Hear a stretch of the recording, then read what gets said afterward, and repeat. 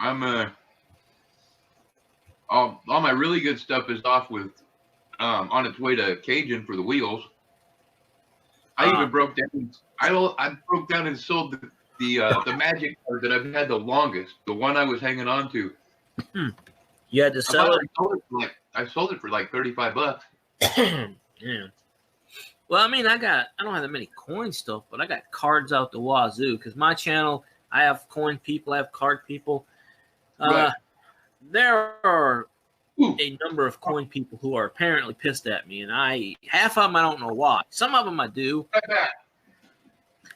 I don't know. I'm well, you know me, you know my feuds with some of these people, but I don't have any problems in the card community. I'm cool with everybody there, but it's just apparently some of these people that just, I don't know, they get too big for their britches and their ego trips. And once they hit 1,000, it's like, oh, I don't have to deal with people anymore. So.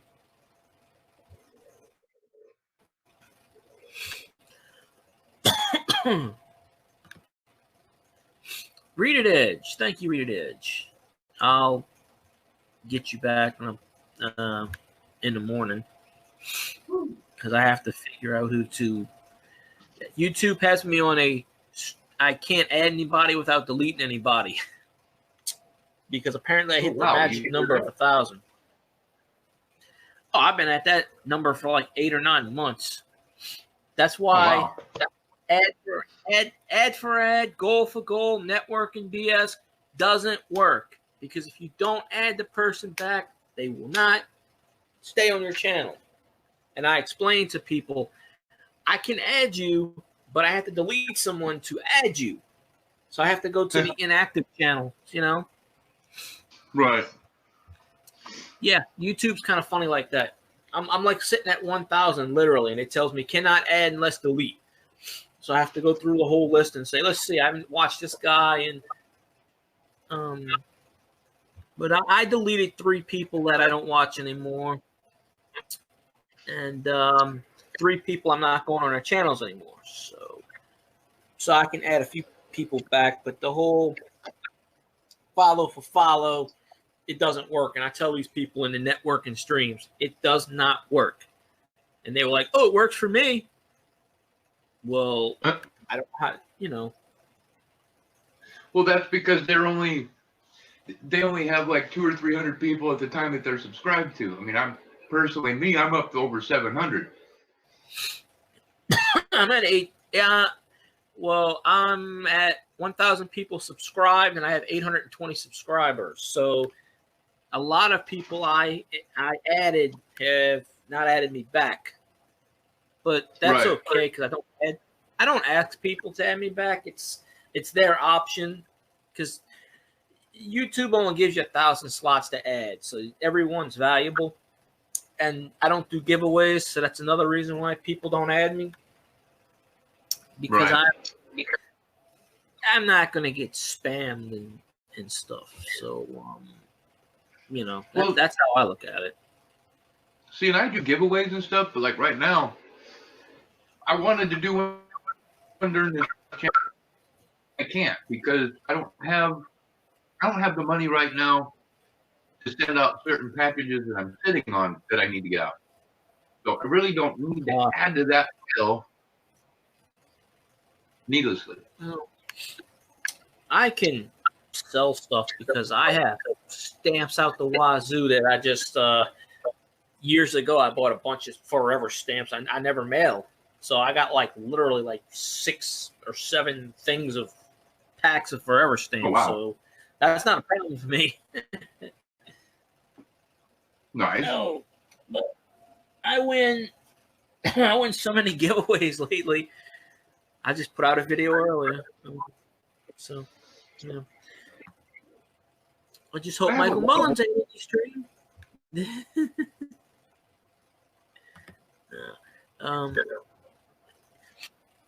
Yeah, I won a card giveaway this morning, and I won something else earlier. I have the magic touch, I guess. I don't know. But What's I that? was gonna say I go on runs because I'll have a couple days where I'm really lucky, and then I'll have a couple weeks where I can't win to save my life. That used to happen to me where I had a streak where I didn't win, but it seems like almost every day I'm winning something. Almost. And a lot of times I'm not really even trying. I just popped up into a stream the other day, and I didn't even know they were doing a giveaway.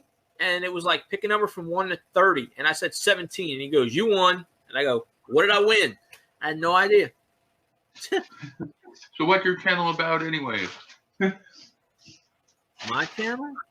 No, the one you won. I was being funny. I was on Urban Lifestyle channel. I was on a coin channel. Huh. He's in association with JT Coin Rings, and they do like a podcast or something. Right on. This Urban Lifestyles guy, he's almost got 10,000 people following him. He's at like over 9,000. So, Oh wow. Yeah, he's one of the big ones. He's starting to put out all these videos. This is how you get people. Like one of his last videos, I saved $30,000 last year. This is how you can too. Yeah. Okay. First, have 10,000 YouTube subscribers, and then maybe you have a shot at that. Right. I'm watching this, and he goes, okay, this is how you do it. And I'm like, not the small fries like me and you can't do that. Nope, not yet. I seriously doubt I will get it monetized. I can't get the watch time. It's like I was using that metaphor earlier. You can make $35 an hour. If you don't get the hours, it means nothing. You're gonna have 4 million subs. If no one's watching your channel, 4 million people don't mean squat. Right. That's why the networking grow for grow doesn't work. And they keep telling me, oh, yes, it does. Okay. I agree. I don't think it. I mean, it does in certain situations, and that's when basically those people see you in those streams all the time, and that's the only reason why it works. Well, these people say, oh, I added you, and I add them back, and then they'll make one comment. Some of them don't even make comments, and then I never see them in my streams. Right. And I'm like, okay. Well, see, that's why I don't, because I'm never going to see them in my stream, so I don't go to those. Yeah. Well, no, I started going to Linda's House of Chill. She's pretty cool. She's got like 6,000 or 7,000 people, and I know she ain't follow everybody back. And our 5 Adventures is pretty cool. Those are the only 2 I will sit in. And Farmal Fanatic, because he used to do giveaways. I don't know if he still does. But there was a few other ones I used to go in, and it used to be the same old crap. You would get like 15 or 20 added, and then you wake up the next morning, they'd all be gone. Either they unadded you or YouTube took them away. And I got really tired of this crap. I'm just like, nah, screw it. I'm not. It's not worth my time and effort. And I'd follow these people back just for them to not follow me. So I'm like, I just want to have loyal people. But then they argue with me. Oh, these people will be loyal. No, they won't. I did a stream a couple nights ago. None of them people came in my stream. It was a 4-hour stream. None of them came in. Oh, Ozzy's taking off. Oh, I'm sorry. I don't want to jump on your birthday stream. Happy birthday, by the way. No, thank you. I said it in the chat, but I didn't know if you saw it or not. I did. I appreciate it. Yeah, no problem. Dude, people are going to come and go. I am going to start streaming again. And once I start streaming again like I was, my watch time will go back up again. But I had almost half the minutes needed in 4 months. I think you need, it's 4,000 watch hours. So if you times that by 240,000 minutes. I hear myself echoing, but I got the thing paused. So I don't know. I think I'm somewhere around 100 to 110,000 watch minutes. You know what my watch time minutes are? 3,404. That's it. Right on. Now, granted, some of them lately have been 3, 4, 5 minute videos, but when I'm doing 3 and 4 hour videos, it just depends. One video I did got like 900 people watching over a 4 hour thing, but that's very rare. That's a freak accident. Right. I only have 6,000 views over 200 videos, so you know I'm never gonna hit the watch time. I'm not that important. I'm about to take a look at mine, but I think my most popular video is still my 222 giveaway, and it had, last time I checked, almost 5,000 views by itself. Well, you see, I keep mine on my screen, and then we were talking about this in Phil's stream, and he kept muting me. He asked me about it, so I'm sitting here telling him, and he's muting me, and I'm like, Phil, you're the one that's asking me about this crap. He's like, what's your analytics? I said, I don't know. I got the page sitting right here. Let me check it. So, I mean, I'm sitting at 820. I don't even know how I got that many. I don't know how I got that many. But it's not just the coin. It's the coin people, that many the card people, and there's Scratcher. Huh? I was going to say, you got 800 and some subs? 820, yeah. I try to refrain from the word sub or subscribers because now if you say it a lot, YouTube picks up on that word and they delete your streams. Because they did it to they did it. Huh? Oh, nice. They did it to somebody. I don't know what stream they did it to. But they did it to somebody, I heard, and they took their streams down. And I'm like, let's see if Google picks up on this. And I just said the F word like 47 times in a row, and I'm like, they didn't hear it.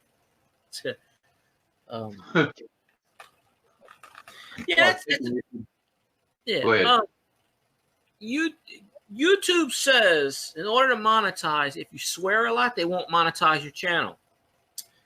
I find that a lot of BS because they monetize Tim with no problem, and you know how much swearing he does.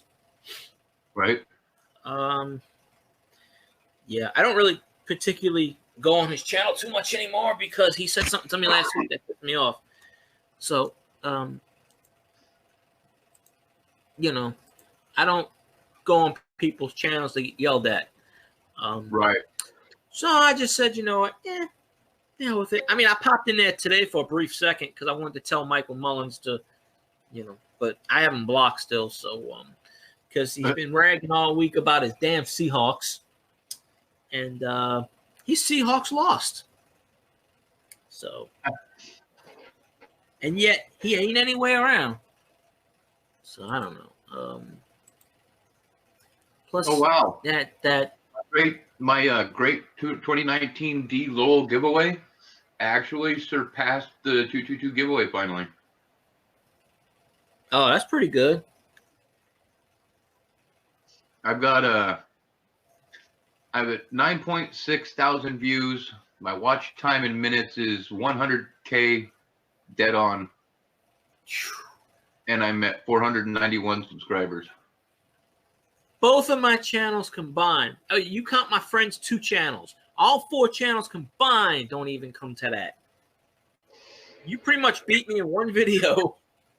No, that's not one video that has that. Hey Hector, that's my whole watch time and everything. Still, on my Saints channel, I have 8,200 something views, and I have something like 117,000 minutes of watch time on that one, but I only have 220 subscribers.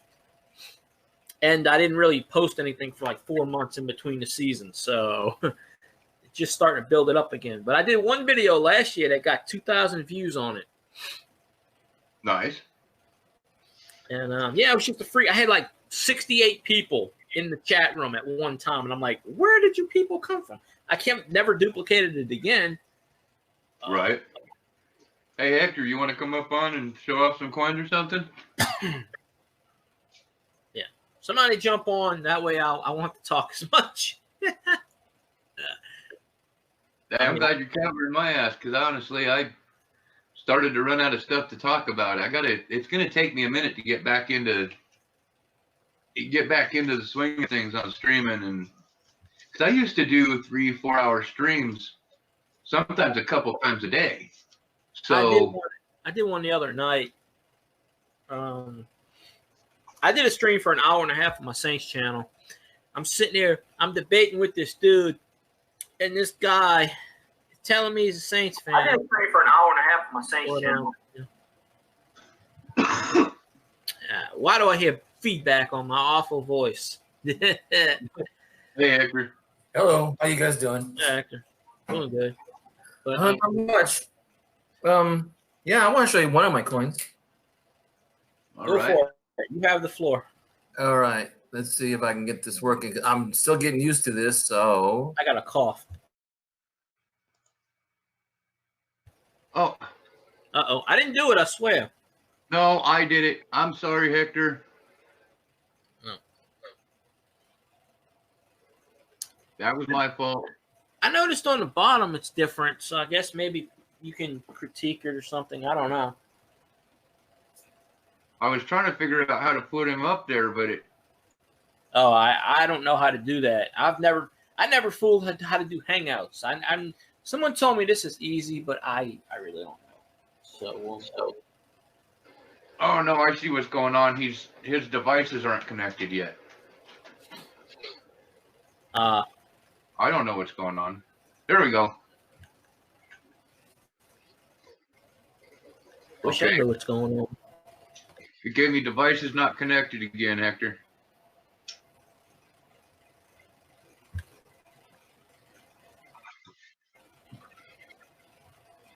No worries, we'll get this figured out.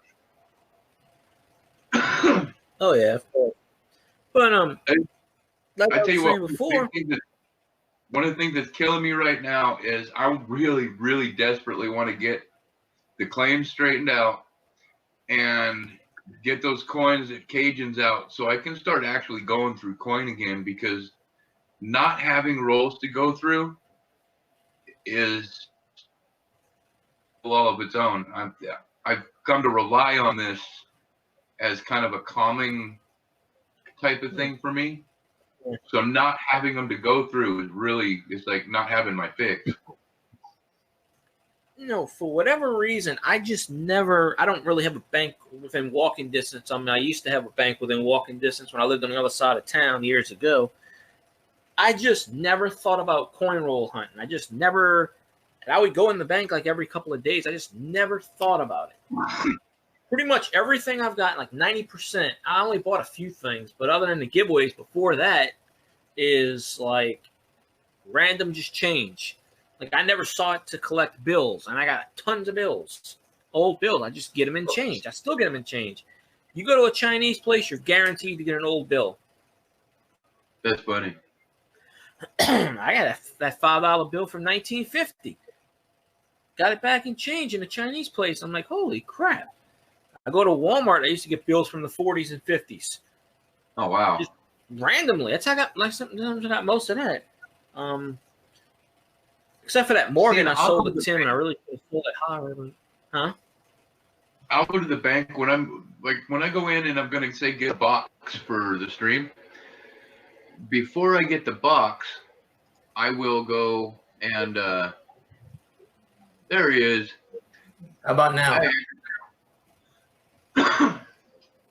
Is it working? Yes, you're up here. Okay. One of the coins that you said that, wanted to show, I found this one. It's a 1 peso Mexican coin. It's clad. Is made in Morelos.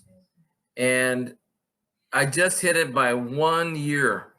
If you can find this same coin in 1969, there's only 28 known. Oh, wow. 18 are found, but there are 10 missing still. What coin is that? It's a Mexican 1 peso. Mexican dollar. It's a dollar in Mexican money, but it's a peso. And if you can find a 1969 in this same design, you're looking at $4,000 or $5,000. I'm pretty sure I don't have it. Yeah, well, I have a bunch, but no 69s. But I'm gonna go through my dad's. I know he's got rolls of this stuff, and I'm gonna check it out to see if he has any. And I found out by a guy who subscribed to me. He asked me if I spoke Spanish. I said, yeah. So we started talking, and then he showed me some of his. Then he did a video. Went to see the video, and this is the coin they're looking at. There are 10 missing. He said somehow 18 of them escaped. They escaped. That's yeah. But this design is from 1970 to 1979. It's only 9 years. What's the size of that coin? Size of a quarter? No, a $50. Sorry, a little smaller than a half dollar. Okay. Then I found this in my coin roll hunt.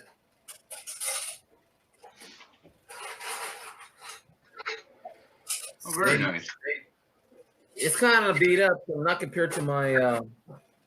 I have a proof that I bought when I was working in a grocery store. I was just a box boy. Remember that term anymore? But I have the same coin in this condition. It's a proof.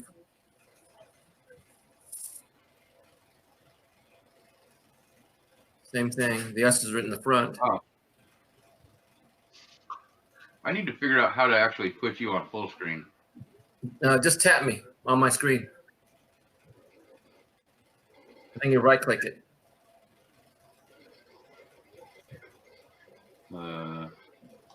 On the try where it says all the BCM and Field Guide 316 on the bottom, and click that.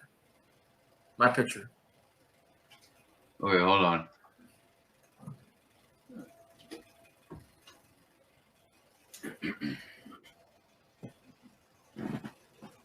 Oy. Let's see. If I click it, then I get removed from the screen. If I click this, I'm gonna try clicking it. But last time I clicked this, it kicked you out. Let's see. Nope. I got there. It is. All right. Success. Very good, Andrew. I'm gonna mute my mic for a bit because I'm coughing and I'm drinking. So. Okay. Cool. And this is the back. Oh wow.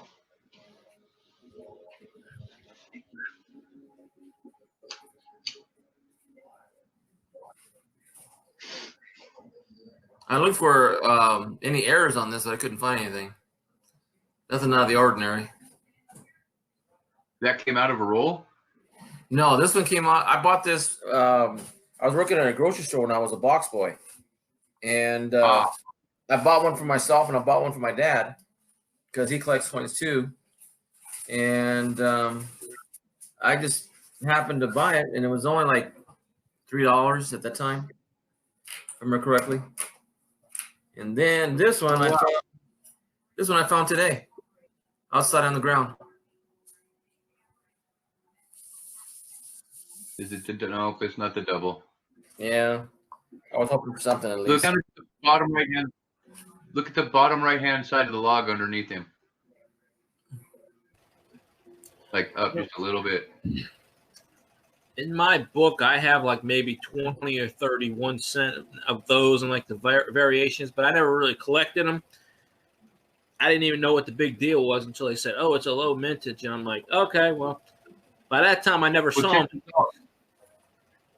Down on the log on the right side by where above the CLV, I have one that has this really cool die crack down through the center of the log and then over to the rim.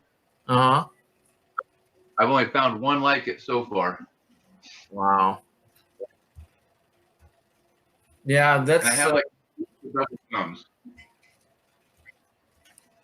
This one is my grandson. I'm trying to get him into collecting coins, and he said he found a token, but I told him no, it's not a token. He's only 7, or will be 7, but he brought me this home, and he was really happy that he found something that was different. You know, he never saw it before. Right. So when he brought it to me, I said I made a big deal about it. Just said, oh wow, that I've never seen one before, and he got all happy. Nice. Hell yeah.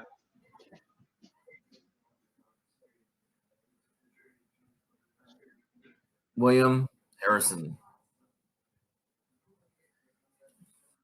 Then my grandson's father gave me this a few weeks ago. Oh, wow. Silver. What year? Actually, it is a 2013 Britannia. That's cool. I think it's got some scratches on the case. I might have to change it out later because it kind of rattles a little bit. Right. So it'll be good to change it out. What's mine? I just won one the other day. It's a 2013 as well, but it's a $5 coin, and it's the 1 ounce of 0.9999. 4 nines fine. 4 nines. Dang. Well, I got this one. Beautiful. I got this out of my penny search about 2 weeks ago, and Cool. Zambia, and I don't have very much African coins, but this is like my second, I think. Zimbabwe was another one that I got in my penny roll. Very cool. But, Hey Hector, can you hold down the fort for just a minute? I gotta run and cut a piece of pizza for myself. Sure, no problem. Right back. Thank you, sir. No problem. Anyway, so I'm taking a look at this. Can anybody tell me what that is? I want to say an aardvark or an anteater. Maybe an anteater? I have no idea. What country is it from? This is from, let's see. It's from Zambia. Zambia. Probably an anteater if I had to guess. I'm not sure. What's the difference between an anteater and an aardvark? Is that 2 different species? 2 different animals? I think so. I think so. I'm not 100% certain on that, but I think we put everybody to sleep. That's okay. Look what I got here. 95. And when I looked at it first, I said, "Oh man!" I didn't look on the other side, and I thought, "Ooh, a close to AM. It's got to be it." I was a little excited about it, but as soon as I turned it over, wrong ear. 95 is double die. Yeah, I didn't see it unless. I have a jaw of probably 1995 pennies. Back in 1995, I was putting these suckers in the jar, so they practically like BU and stuff. But someone gave me a microscope last year, the year before, and I don't know what I did with it, so I don't know how to plug it into this thing and whatnot. But I have so many 72 pennies, 82 pennies, 95. I probably have double dies out the ass, and I just don't know, 1921 Morgan? Yep. Yeah, I sold one to Tim. That was probably the stupidest thing I ever did. What condition was it in? Damn near perfect. Oh man. I am back. Look at Cajun. Cajun in the room? Hey, Cajun. Boudreaux. Hey, buddy. Hey, how y'all doing today? About time somebody bud. here. How y'all doing? I've been trying to hold on the fort. Now you can come and help me now. Who that? Who that? Go Tigers. That's right. Tulane won too. Such a sweet. Hey, I was in my live stream today, and I got a phone call, and my buddy said, "Who that?" So I had to answer him back, "Who that?" And then, well, it was my buddy John Best. He was in my, he was in here with me, you know. About 20 minutes later. So, hey, how's everybody doing? Hector, Andrew, Ramon Juan, Ozzy, what's up? My brother, the Reeded Edge. They all left. Everybody left? Oh, boy. Pretty much. It's just us, I think. No, I don't know. no. Oh, two? Two watching? Oh, wow. It can't be two watching because it's four of us now. No, No, that's the YouTube. We that's don't the count. YouTube We glitch. don't count. We don't count. There's Look, two I'll extra have people. like 7 people in my stream, and it'll say 1. So that's the YouTube glitch. It's notorious for that, but Wow. Yeah, but if you're on a cell phone, that don't count. It don't keep up. oh no, I'm always on my laptop. Oh, I No. got you. Sometimes my time will go backwards. The people in the panel do not count as how many people are in the actual live stream. Oh, I Unless didn't they're know that. watching live stream. Right. Oh, Yeah, because it would show 1, 2, 3, 4, 5, 6 right now, whatever. well, Ozzy left, and I don't know who else left. Somebody left. Juan, are you still on the road? Talking. Ramon, are you there? Ramon. I kind of Ramon. figured I put people. Yeah, hey, yeah, let's do that. Well, they might be watching something else also. You know, you never know. I know Ramon was Somebody, looking there's at always somebody. Oh, let me go to my settings. Hold on. Disable audio processing. I hear echo, and I don't know if it's me or not. Yeah, Ramon's here. I kind of figured he would be. Yeah, There's no cover watching there. Ramon. Hey, Ramon.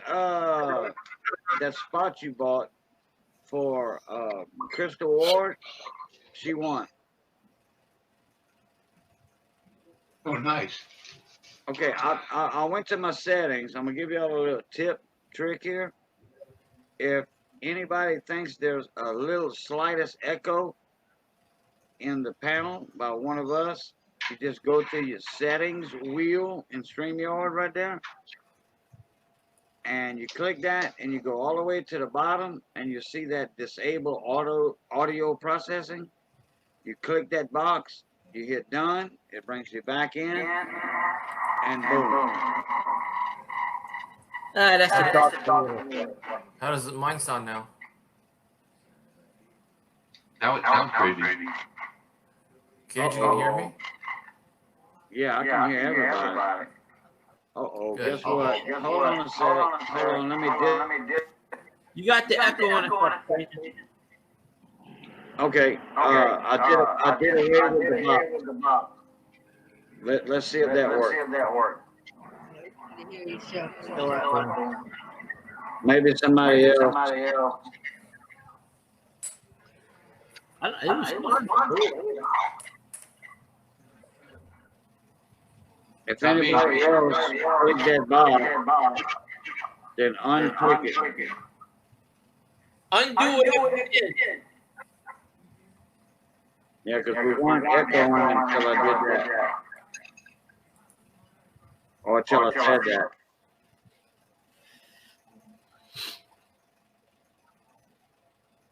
Any better? Yeah, I'm here. Okay, the echo's gone. Good. Oh, yay. Okay, was it on your end, Andrew? I don't think so. Nope. Okay. Did you Not on mine. or unclick the box or what?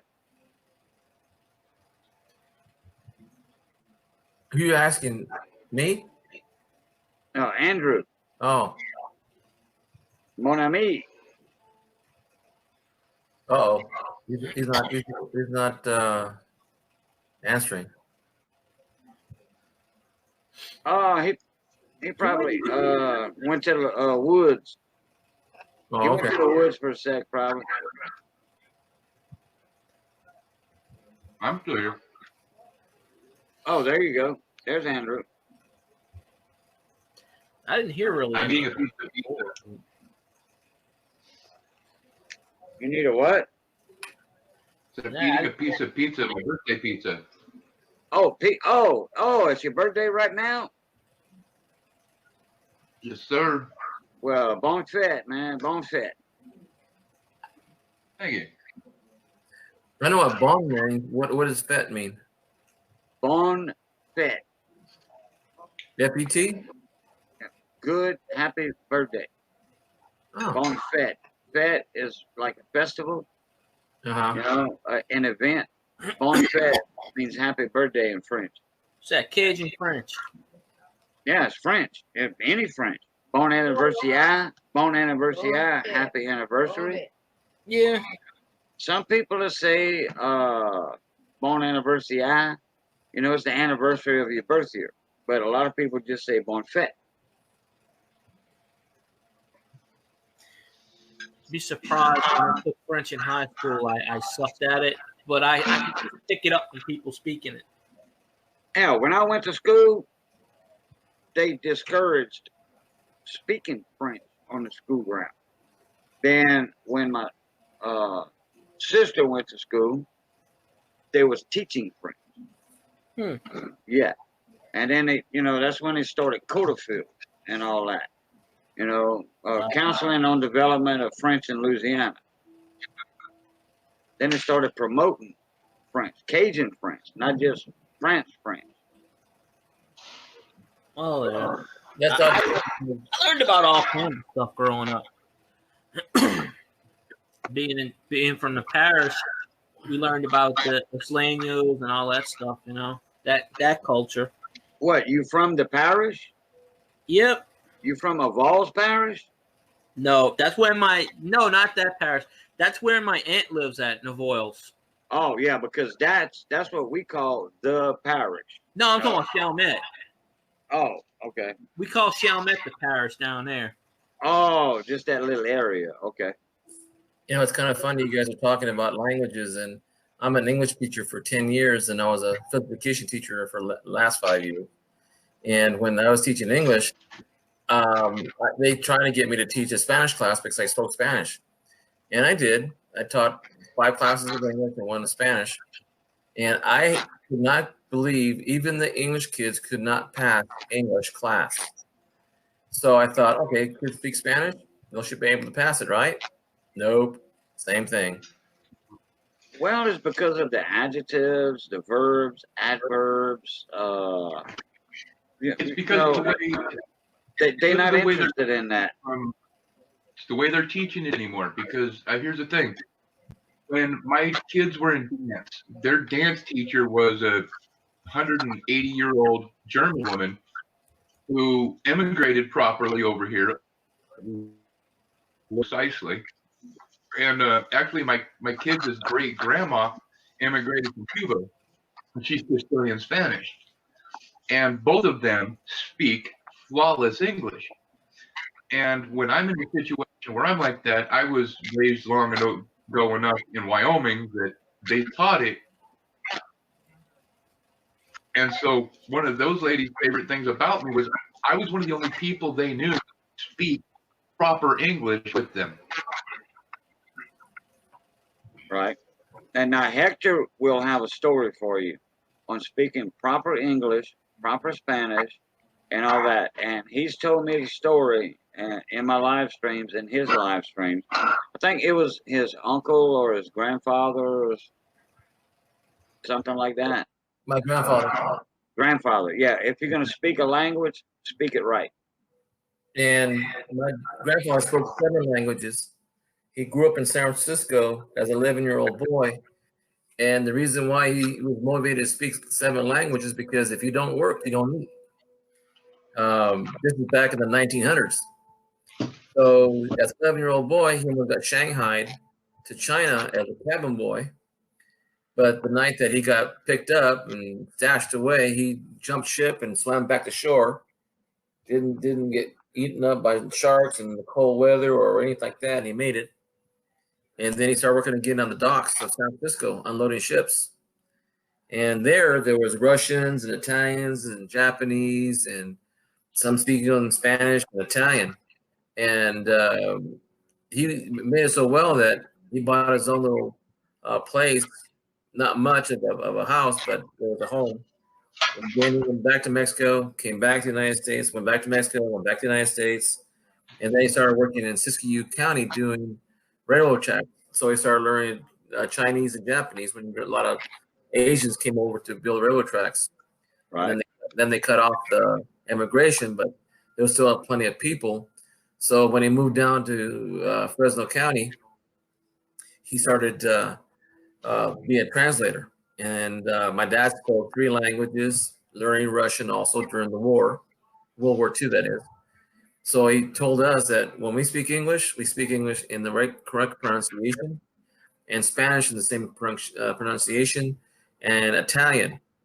By 3rd grade, they taught me the sisters and nuns at my parish, which is not a county. It's the local. Yeah, right. Your parish school, right? Parish school, and they taught us Latin, and we had to say it just like the Latins did, And it was private schooling for 12 years, so I was taught the way things should be taught of the kids. Because by the time I was in high school and finished high school, I got to college.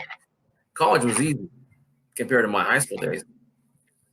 So we don't have the rigor, and a lot of kids are not motivated. Homework is really hard to get done at school, and it's even worse at home because they got so much distractions.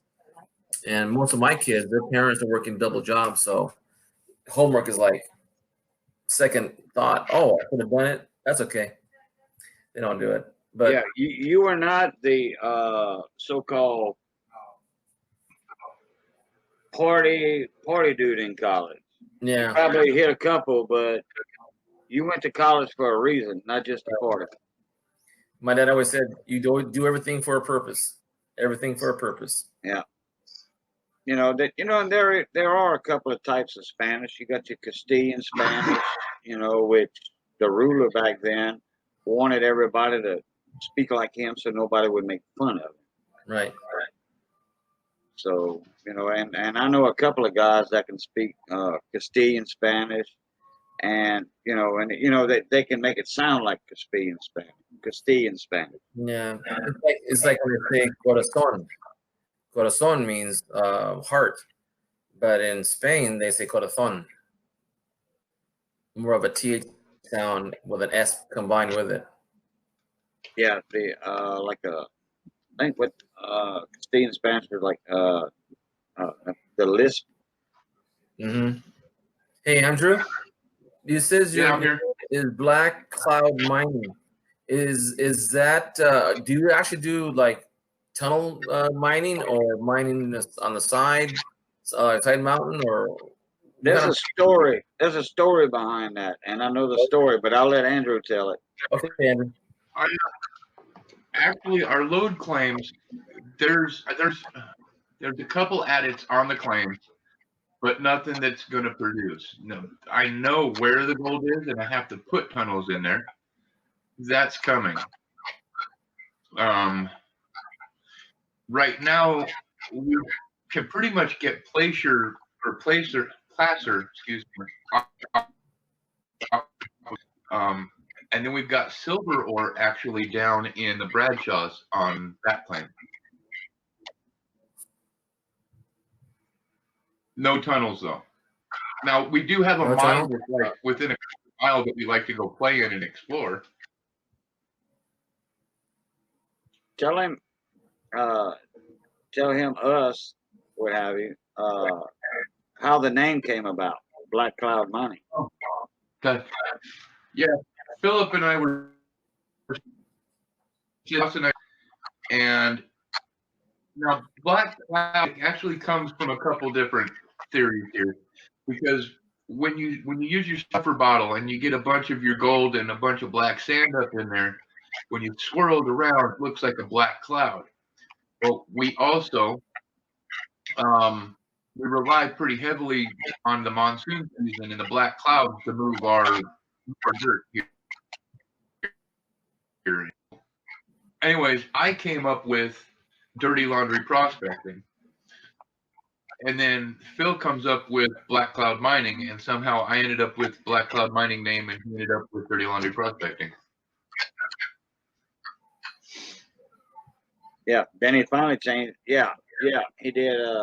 He was Philip Storms, and then he changed his name to Dirty Laundry Prospect. Yep. Is it true? Do you do any surface mining besides panning? I have I have a sluice in my backyard that I can run. I also have a dry shaker that's out in the field.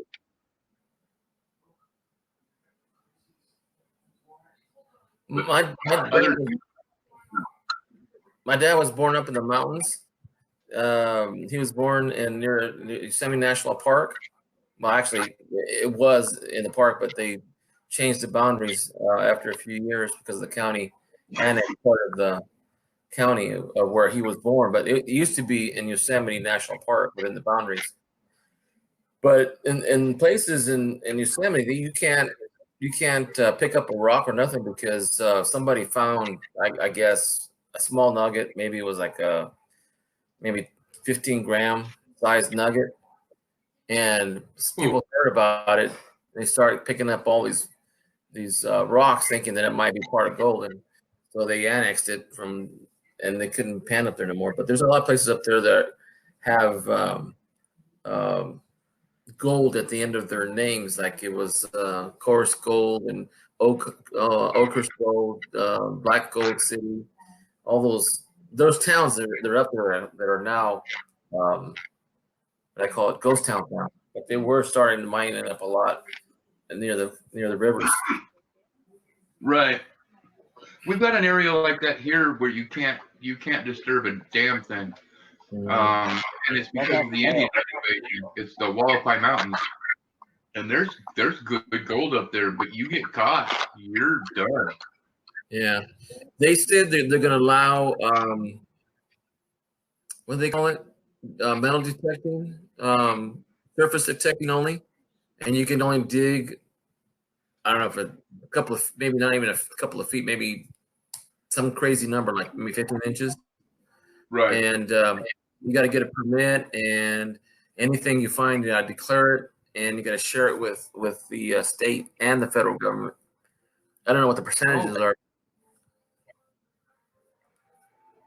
Go ahead. I don't know, but if you're living right there and that's the only access you have to something like that, it's better than nothing.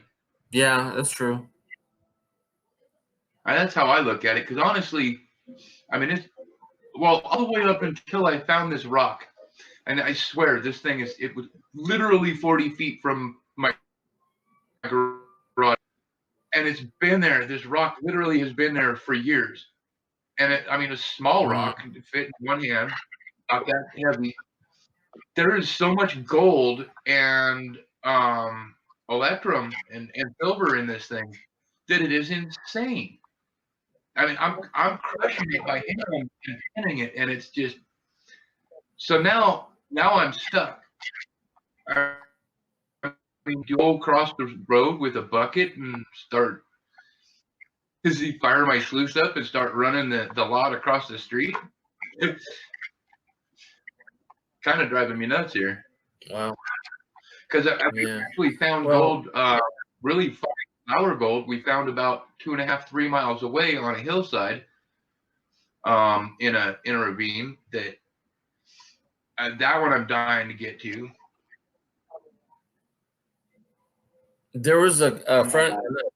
There's a website. A YouTube channel. The guy is not far from me, and he has quite a few subscribers, and he finds gold nuggets using a metal detector. And one time I was watching his channel live, and he found a maybe the size of a small pea, and he looked at it and he said, wandered over it with his machine, and sure enough, it came up. And I don't know what number it comes up on the metal detecting machine, so I'm not really familiar with it yet. But he found quite a few nuggets doing that. And just walking the riverbed after a big storm, a big rain we have. And in California, we hardly have any rain. And when that came down, people were like driving up the mountains in like droves. Like somebody found out that, they found a piece of gold. Yeah. And, I don't know how big that payday was, but he found several. I think 3 or 4, I would say, pea-sized nuggets. What it does when those flash floods come down and those dry washes, it either moves the sands and stuff away from the gold that was there already, or it was brought down some kind of way. But I'm going more toward it. It moved the bottom of the wash around. Or it also, if you spoke up in a certain section of the embankment, and it took out that really like that section, where a lot of stuff around a million years ago. Yeah, it moved a lot of stuff around in that wash right there. Yeah. I tell you what, when it comes to metal detectors, now I have this really ancient bounty that's like a $25. It's cheap. It's not gonna find gold unless it's a nugget the size of a dime. Okay. What my load claim, the ones I have that will save the claim thing, the ones up in Gold Basin, I would love to get a real metal detector up there and start looking, because I own the top of two mountains above the famous Gold Basin, where everybody does a lot of placer claiming or placer mining, dry washing, and all of that gold that's down there came from up on these mountains that I'm getting ready to dig into.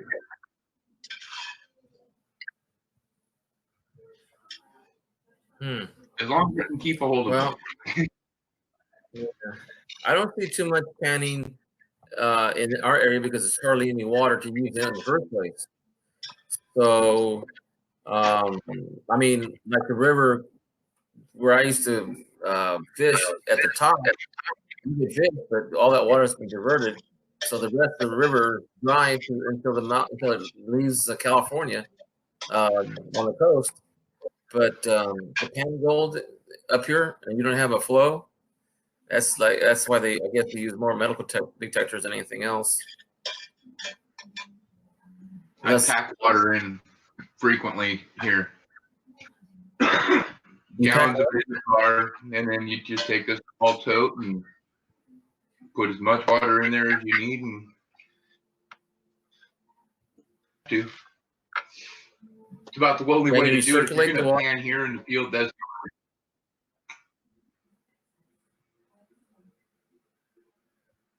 Is there such a thing called recirculating the water?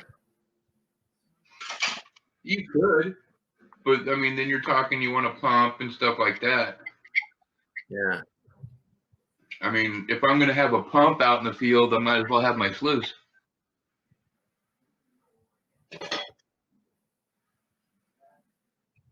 Honestly, that thing's a pain in the ass to take out, though, because it's a homemade unit. How much do those things weigh? Depending on the size, I know that, but well, mine has a wooden 2x4 base that's all built, so not only is it just awkward, but it's kind of heavy. This small Bill and I build little 6-inch wide sluices that we'll take and we'll anchor up on our claims, and then we'll just leave them there, and then go back, find out what we find out later. In one place, I saw some people where the water kind of like dug a little bit, and bedrock was right there, and it like the water was pulled behind it, and everything below that was dry because the water had been stopped from the lake, and they stopped the release. But when they had the water going through there, you can almost see like the dirt come down, and all of a sudden it clears up. They showed a film on it, And as soon as they cleared out and they stopped the water, you had a bunch of people in there.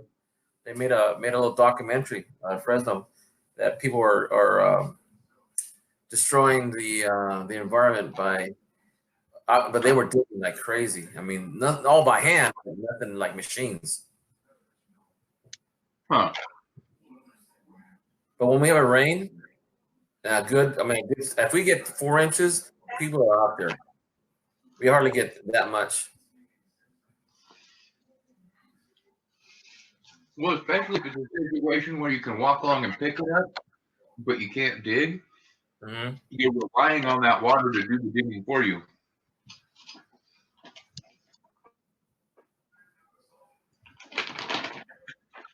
Could you repeat that again one more time, please? There's sections up on Gold Basin that I really want the water to flow really good a couple of times because I know it'll take out sections of this wash. Excuse me. Where I think there's actually going to be access to good gold. I just don't want to have to try to take out that much of the wall of the wash by myself. Right. Now, does rock a little bit, so next time it flows, it cuts in and takes out that section. Well, let me ask you this. I know different sizes of gold weighed different ways, but is it always when gold is heavier than most material, does all sizes go to the bottom where the large ones are, or is it going by how light that gold flake is and it goes through the sediment and it settles inside the sediment?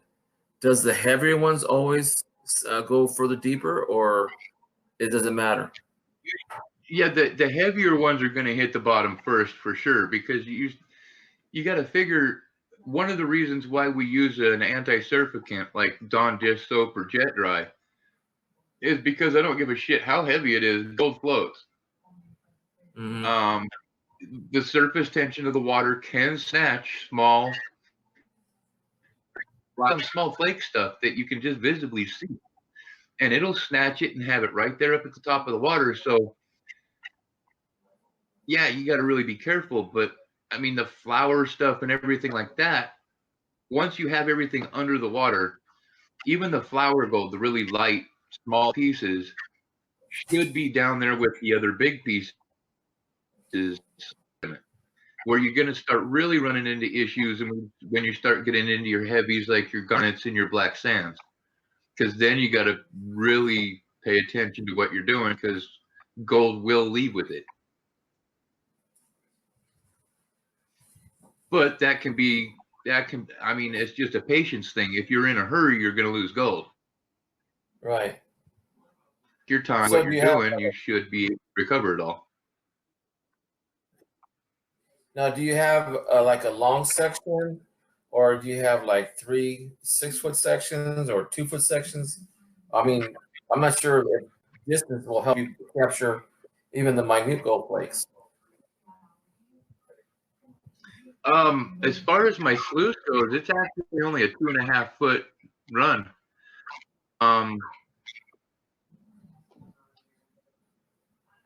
It really, I don't know. There's a lot of different discussion and a lot of that, and I mean, me personally, when I'm running my sluice, it all runs into a bucket and into a tote, and I rerun that a couple times just to make sure, because I know I have a 2.5-foot sluice. So even if I'm using my vortex mat, which catches ultra fines,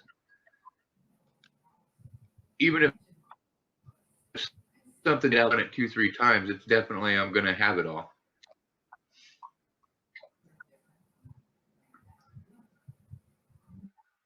Hey, Dragon King, right, say hi there. Oh, we said at the same time. Hey, Dragon King. Oh, Ken. I'm just, the thing is, I probably won't go for panning gold or digging for gold, but I'm always interested in everything that everybody does, because I think it's the value that you learn something from somebody, even though if you have no experience in doing it. But if you ever got to a point where you needed to have that knowledge and have some kind of connection with other people, and I like doing that. I like meeting people. So that would help. Right. See, and that's just it. I mean, I like to learn a little bit about everything because you never know when you're going to need that.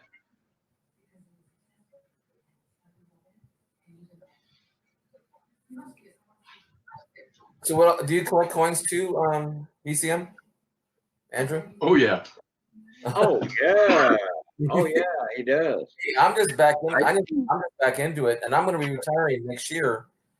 Andrew gave more coins away Really? than And Carter got and gold. Then Carter got liver pills. Put it that way. Well, I'm beginning where I'm getting. I was actually marking rolls in my boxes with 1/8 of a gram of gold there for a little while. And did people catch on? It was going good for a minute, and then I had some personal issues, and my world kind of exploded, and so I've been kind of on a hiatus for a month and a half, which is part of why I'm trying to recover. I'm trying to take care of the claims. I'm trying to get to where I can start doing quarter hunts and $half-dollar hunts, because I don't just do your typical silver hunt. My streams tend to run long because I look for errors and varieties and have a bit of knowledge about that in the quarters and halves. Well, what I'm trying to do first, I'm trying to pick Cajun's Brain, Rich Cali, Ken Peavy, Maniac, Mantic Coins. Anybody who's got more Mantic Coins. I'm trying to get as much knowledge as I can slowly so that I can keep it and retain it. Because I ask a lot of questions with Cajun and Rich Cali and anybody who's got more knowledge than I do. I just listen. A lot of times I just listen. That's actually one of the biggest things I miss about my streams. Absorb it slowly. That way you retain it. And books is a good way to go because of the fact that you can open a book, read part of it, study that part of it, close the book, get some rest, and then guess what? You can come back to that book. Open the book and then close the book. Yeah. Except, I tell you what, open the book, read the book, and then close the book. I tell you what, right now in the mail is one of my favorite errors that I've possessed, and it's on its way to Cajun for the wheels, is a 2019 Lowell Philadelphia error, but it's one of those awesome fine specimens where it looks like a big old pirate bobble on his ear. Yeah. Hey, hippie coins. Then, I like a lot of errors. I dig errors and varieties. They would call me die crack because I kept finding I couldn't go through a roll of $half-dollars without finding a die crack somewhere, whether it be on a reverse on an 80s or on the mid 90 Philadelphias for the neck die crack. I was finding them freaking everywhere. Yeah. From there down to the rim. Oh God, it was driving me nuts. Here's my world. On the 1998, I was making jokes about the fact that it was more surprising for me to find one without a die crack than with one. Do you know I'm starting to get interested in Mexican silver, and what you see right now in front of you is a clad 1970. Andrew, were you here when I was saying to you about this, the one peso? Oh yes, sir. I'm gonna pay attention again, though. Yeah. I was talking to a guy in Spanish, and I just happened to bump into it. I saw that he was doing a live stream, and I was listening to him. And this guy only speaks Spanish, but man, he has some knowledge on coins. He found that there was a coin that looks just like this, except 1969 date on it. Well, there's only 28 specimens ever known, and they did a test run on the 28. Well, if you can find a 1969 in this same design, that one coin stacked borrows actually sold it for $5,000. Wow. And it was circulated. It wasn't proof. No, I'm sorry, I take that back. It was MS63. I take it back. And Victoria. and there's more of these things that he said that he is going to make it. He says he's going to make a video on. So him and I are trying to talk to each other, and I'm going to translate his videos into English so that he like I said, he has best knowledge about American coins, but Canadian coins, he's well versed in Mexican coins. I already started tonight making one for him, just and giving him credit. He turned me on to this coin being, valuable. There's 3 coins were sold about. Last one was I wrote the dates down. I think 2019 was the last one sold for about $3,000. I used to have a bunch of those that design when I was a kid. A lot of them went silver though. Yeah, before 1960 something. I forget what year. Yeah. This is the eagle. Yeah. And there's a big story behind that eagle too. Yeah.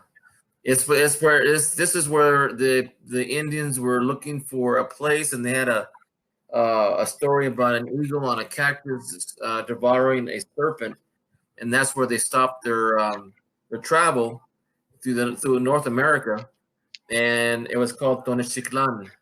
Yeah, Mexico City. Mexico City, correct. Yeah. So this guy, I haven't seen him in about a week or so, but I've been talking to him by text. So we're gonna try to see if we can get a bilingual U.S. coin and Mexican coin, sort of like a site. We can just get together and talk. Hey, Victoria. Hey, Miss Victoria, again. All right, hippie, take it easy, bro. And I think I taught Andrew how to blow my screen up. Yeah, you just hit the little people person on the left-hand corner of the in StreamYard on that picture. Well, you can do it also on the screen.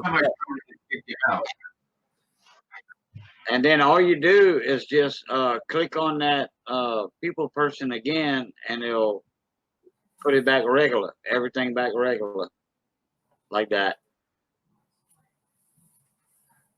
So now my interest is in Canadian silver and Mexican silver, and then I'll expand. I'm going towards English also silver, but I got to get this knowledge down just about American coins first. That's what I want to start with that way. Oh, Missy got some bad news. She just said her cousin died. Hold on. Let me mute myself. That's never good. No. See, my dad was 93 when he passed away last year. And my dad was 93 when he passed away. And he was sharp as a tack, and he would remember everybody, and he would tell me all stories about who lived where and this person moved where, and he was a World War II vet. And oh, wow. I got to take him and 67 other World War II veterans, including lieutenants of nurses, and they're in their 90s too. I think my dad was the youngest at 89 when he was turning 90 that year. But it's fascinating to talk to all those people that fought in the war. I even had men open doors for me, and I'm younger than them, and they were opening doors for me. But that was the kind of people they were. Right. Oh, excuse me. I even met one guy who was 99 and walked me straight up and down.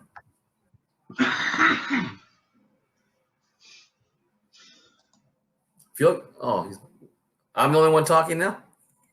Let's see, muted from Phil Guy, BCM, and from Koi. I could talk, I guess. Oh, you can. Thank you, Phil. Don't leave me alone. For a while there, I was like, 4 people here. And I'm no, I was just joking to death for a second. I'm sorry. That's okay. You might want to try some lemon, hot water, and some honey. Soda.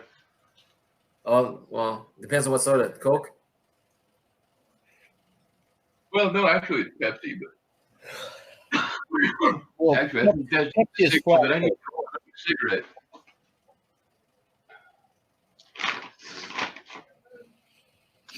Okay.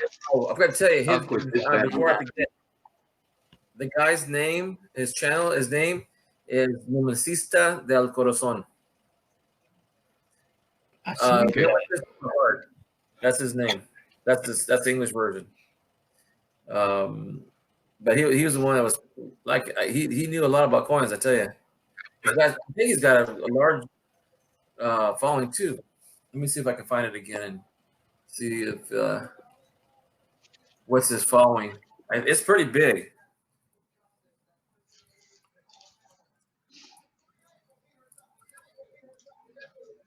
No, Phil guy didn't fall asleep. I don't think so. He was in here earlier. He said something. Actually, the Saints won today.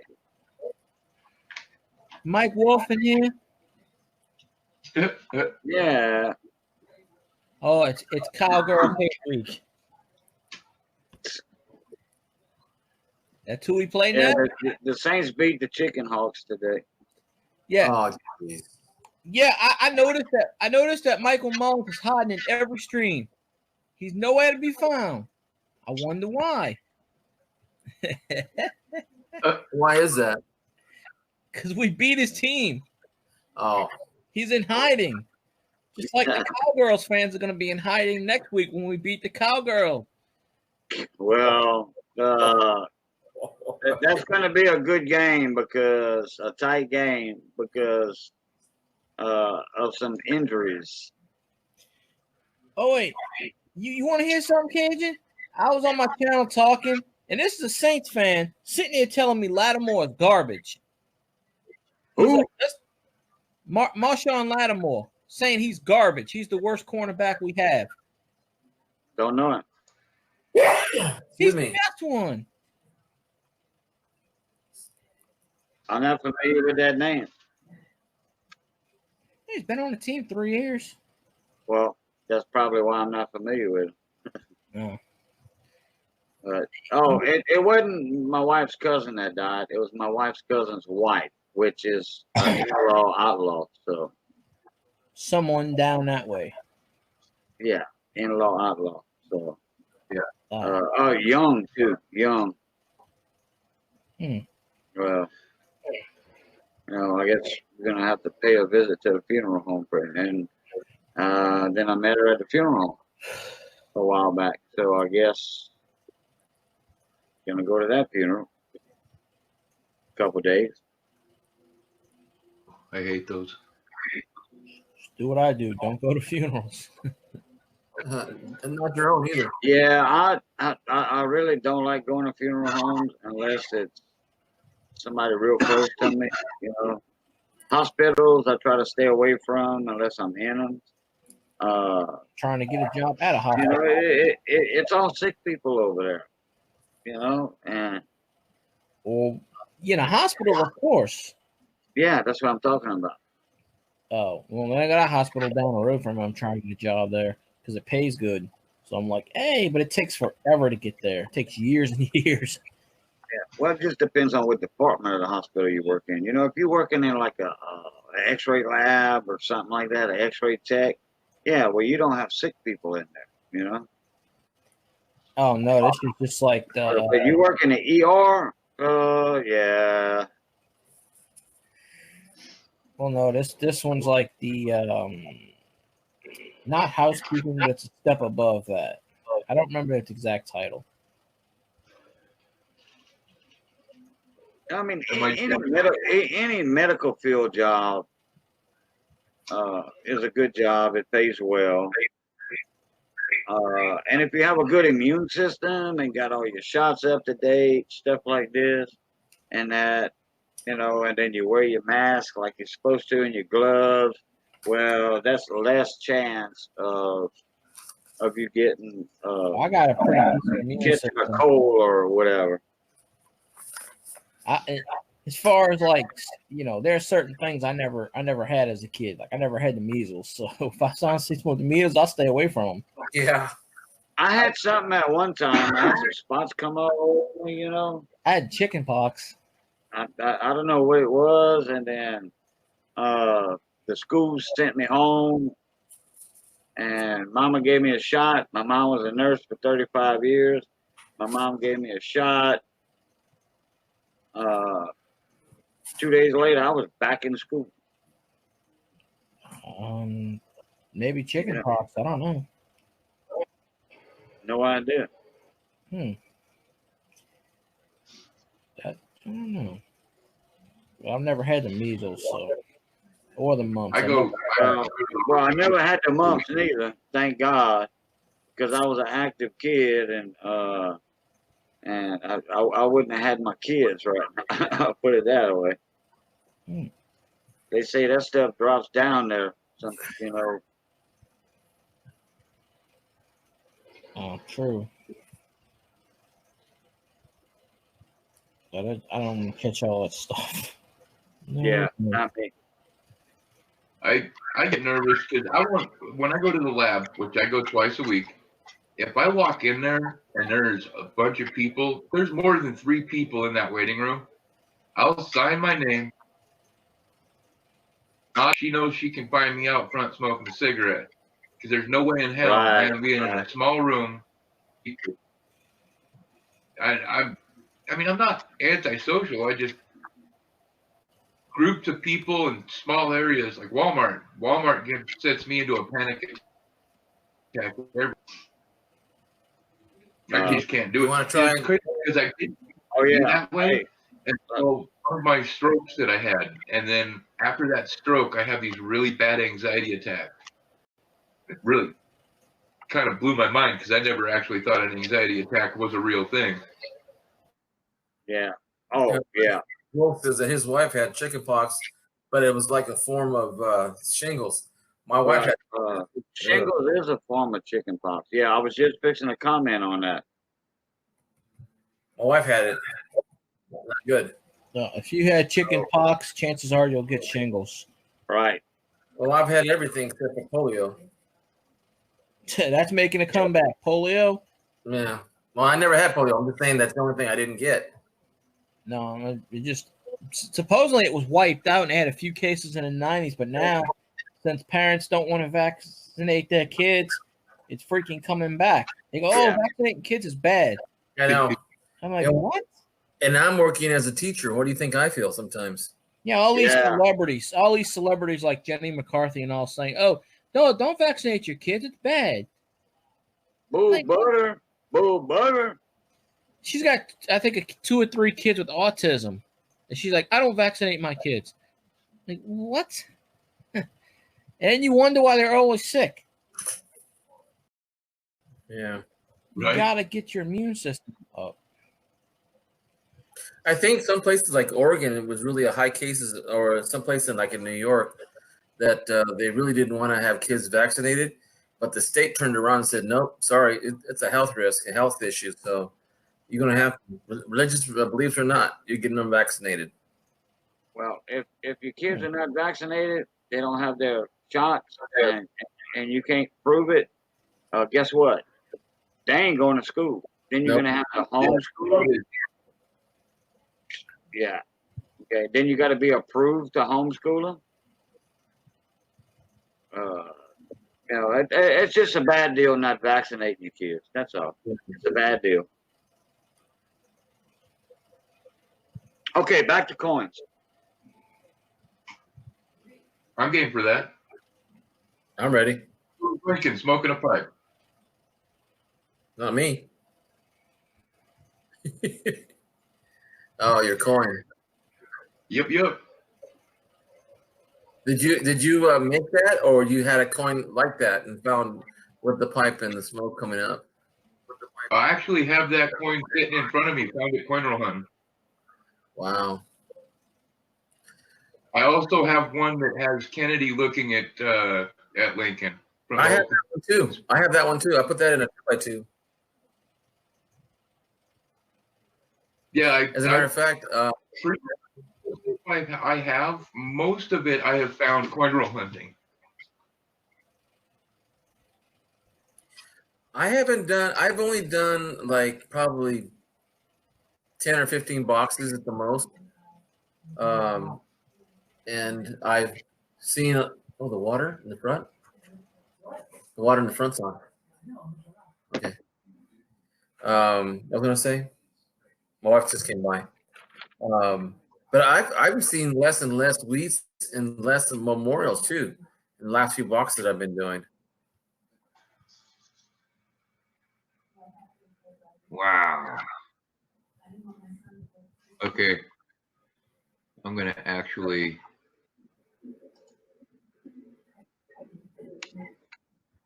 Oh yeah, wow, we a nice 1959. This is, I was going through pennies earlier, and this is just a big bucket of shiny stuff that was all put together like with the kids and stuff they do, but they, look at the MD on that.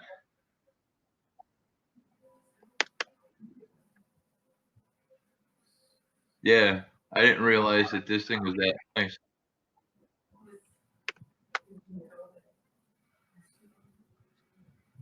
Too bad there's no doubling. No. Except I saw my first double ear, 84, Lincoln, 1984. Nice. Rich Kelly pulled it out. When I've seen them shown, I'm still looking dead in mine. Look at the die scratches on that. Yeah. That's crazy. Either I don't know how to find the die cracks and the cuds and all that, or their search rating, they've already been picked out.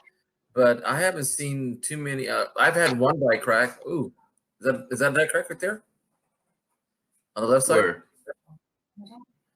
No, you have to go on the.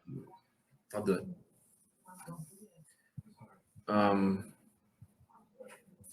What's I talking about? Die crack. That's right. YouTube end, aren't you?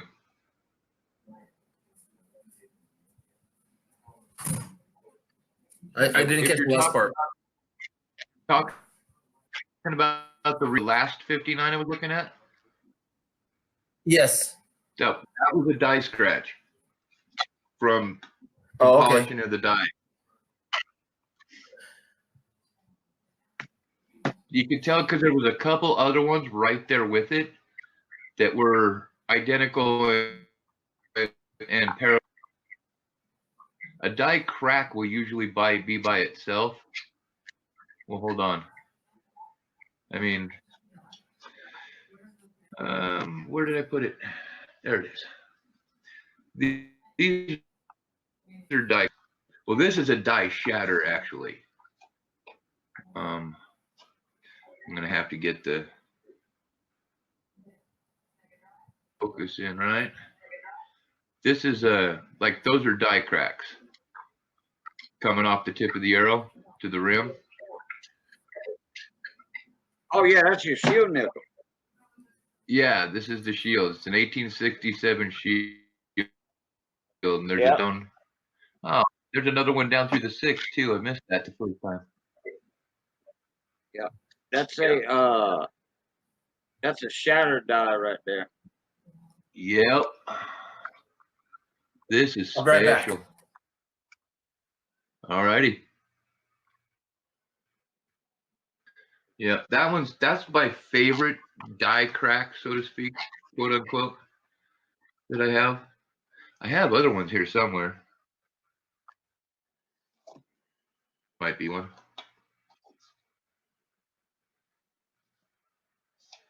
No, we need to focus. I don't think this is one. Nope. Now I'm curious why I even had this one pulled to the side.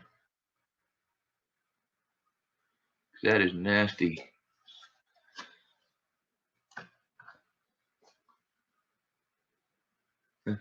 Here's a pretty one for you. Look at this.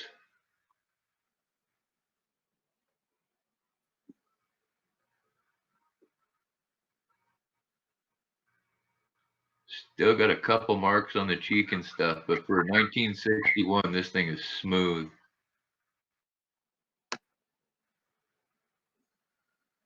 And all of these come out of coin roll hunting.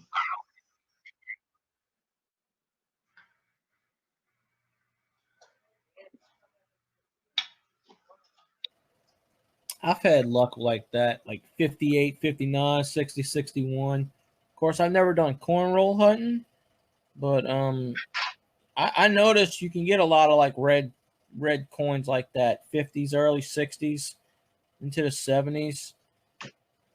I don't know where they all come from like that, but Collection dumps generally, or a lot of time they sell collection dump, or worst case scenario, you have a theft. I mean, that's coming out of this time of years when I start actually buying my rolls out of convenience stations, certain ones around town, because I know that's where certain elements dump anything that they've stolen like that. Mike, Some really nice scores because of that. Mike Wolf says, have a field guy, someone tell him to say something in chat because Mike Wolf's trying to get his attention. we don't pay attention to things. Okay. Oh, I appreciate that. The other day, I found in one of my good rolls, I found a 1958 D in really good condition. Had a few spots here and there, but when I looked at it and I just saw the back of it, I just said, "Oh, okay, it's a wheat set." But it really caught my eye real quick. And when I turned it over, it was a 58. I'm going, "Dang, this is probably the only one I'll ever find like this in this condition." Nope, in the same roll, I found a 48D in the same condition as the 58D. Oh, wow. Now, I can't tell you if it's an AU 58 or of extra fine. It had to be more than extra fine because it was red. Too bad you can't find that one in a double die. Oh, I know, no, right? I'm saying, oh, please tell me that's something, but it's not. I don't know. Look at that T. No BI. Yeah, you know something? Look at the bottom of the T too. Is that maybe a different light? But it looks like you have a double on the T.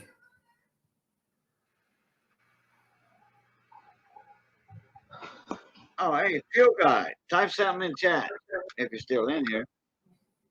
Down on the lower left, Why? right? Oh, I see Lower it. left? Yes. See how it comes No up kidding. from the bottom left to the right? Yeah. Now, if you could tilt it a little bit, see if it's not the light affecting it.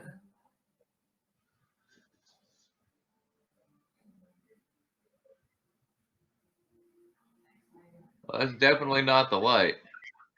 No. No, if that was a double die, it would be pronounced all over there. Not necessarily. There's different ones. Yeah. There's a lot of different ones Oh, in yeah. this year. Yeah, I mean, is that 69 you're showing? Yep. No. Yeah. Yeah. Oh, okay. That's a 69S. Yeah, no, that's not a double die. Yeah, that's not a double die right there. It's not the double die that we want, but No, I mean they have different varieties, but there's not one with just a little bit like on one letter or stuff. Well, look at the I also next to between L and B. Yeah, that might just be a die chip in there or something. I know the B's got some damage, but that's easy to spot. Yeah, that's damage. yeah. And then the eye's damage on the bottom left. And the L So too. does the L. But that Yeah. T just look. You Huh. know what I don't do? know. Like PVC. If you can zoom in a little closer on that T. I can't. Oh, okay. That's what we need is a stronger. I mean, I need a stronger. It's good for looking at things just up close, but if you Put really, really Put gritty, something underneath the coin, Andrew. You know, like Yeah, a book or something. That's what I was just looking at, but it can't be. Eureka! I thought I was And out then you can rolling fold it. papers, and I just Then found you can. it back. no, I turned them off. Those are his next doors. I turned them off. Go check.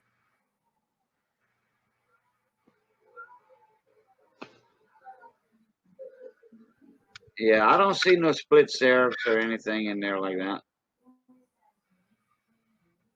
I mean, I got my scope cam hooked up right now, and I've got something that I'm thinking that I had it marked as a double die, and then I don't know, I got everything crossed out, and I got another number on it. I don't know what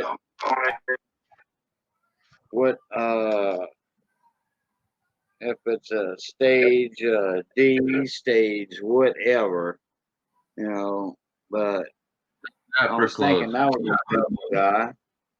Then I got some 64s here. Well, another 63 Denver. Looks like a RPM. I don't know. I'm not sure. That's why I got question marks on my stuff. Right? Can you Okay, present right quick, Andrew? yeah, give me just a second. Ow.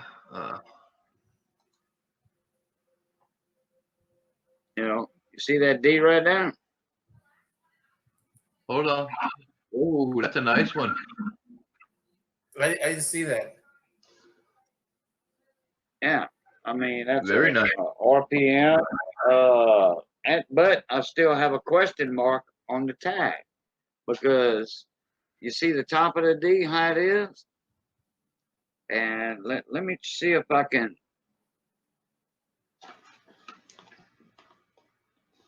try to get the inside of the D. You know, that just might be mechanical doubling, but guess what? It's not a shadow because I flip the coin around. Well, the light's at a different angle, but there's no evidence of machine doubling anywhere else. But you see there is something on top of that D. It looks like a little skull. You see it? Not on top, but on the bottom. I don't have a toothpick handy. I see the ghost quarter. I see what you're talking about. Yeah, in between the wreath and the D. It looks like a skull. Yeah, it looks like a skull. So that's the first time I see that. But that D looks to be RPM, you know, repunchment mark. But I have a question mark on my flip, you know, on my insert. All right, let me turn that over.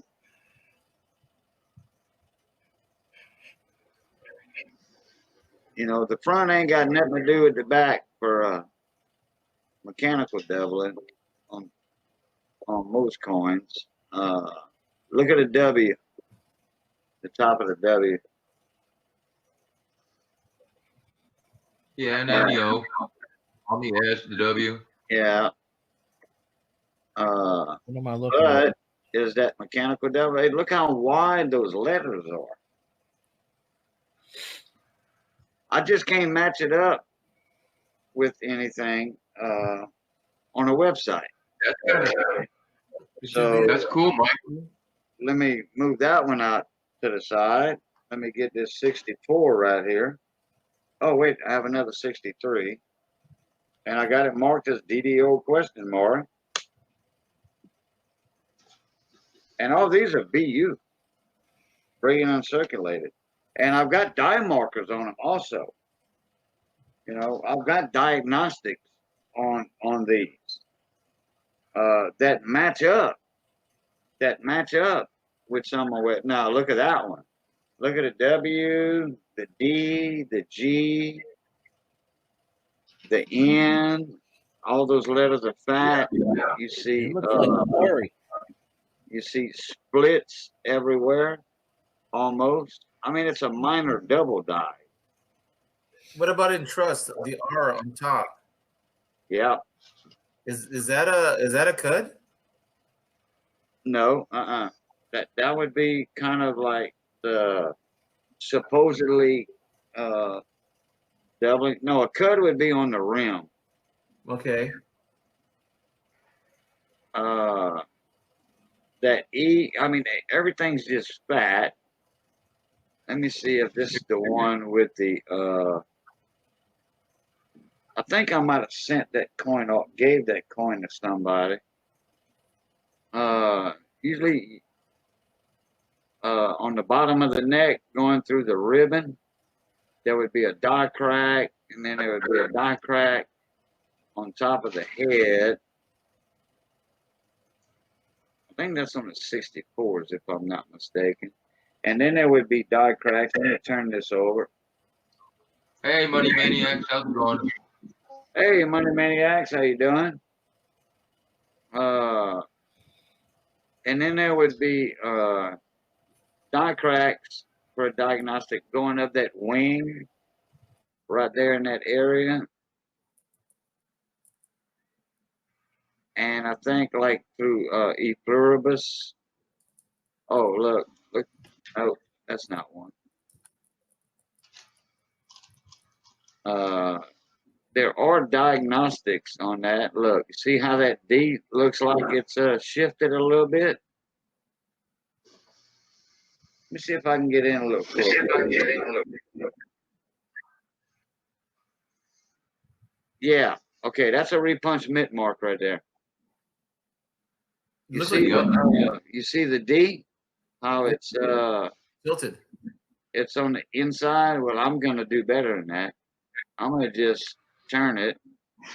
I've got that quarter on a felt jewelry bag, so there's no shadow. Well, I don't know if that D is split on the inside, but the outside is. Well, the R looks like it's, and the D looks like it's maybe MD in that area. Yeah, that R looks like it's machine double or double, what have you. But that's why I got all my stuff question mark. Let me get my 64 out.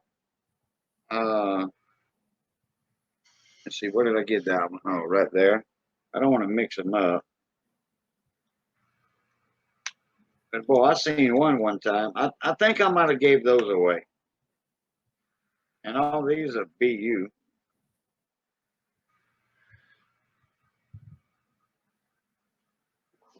$12 geez.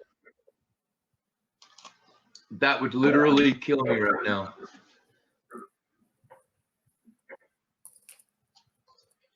Tell you what, I used to work for a large company, helping them build stores and hiring staff and merchandise in the store.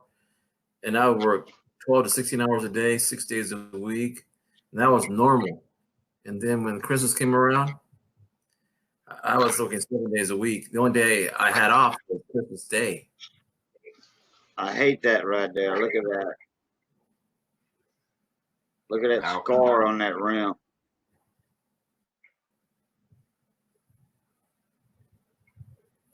What about his face? Is there any doubling in his face? No, this is not my double that I was talking about. I might have gave those couple coins to somebody in a giveaway. Yeah, 9, 10, or 8, 9 years ago when I first moved down here, I went to work for a company out in the industrial park, called Telling.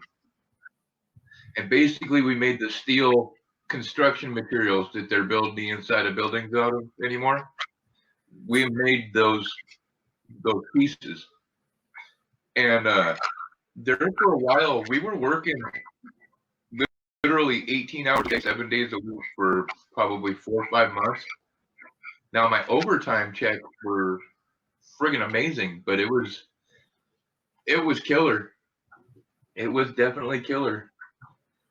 Not something I could do at all now. And then it come to find out that half the people that I was working with turned out they were using quote unquote supplements to do half their shit.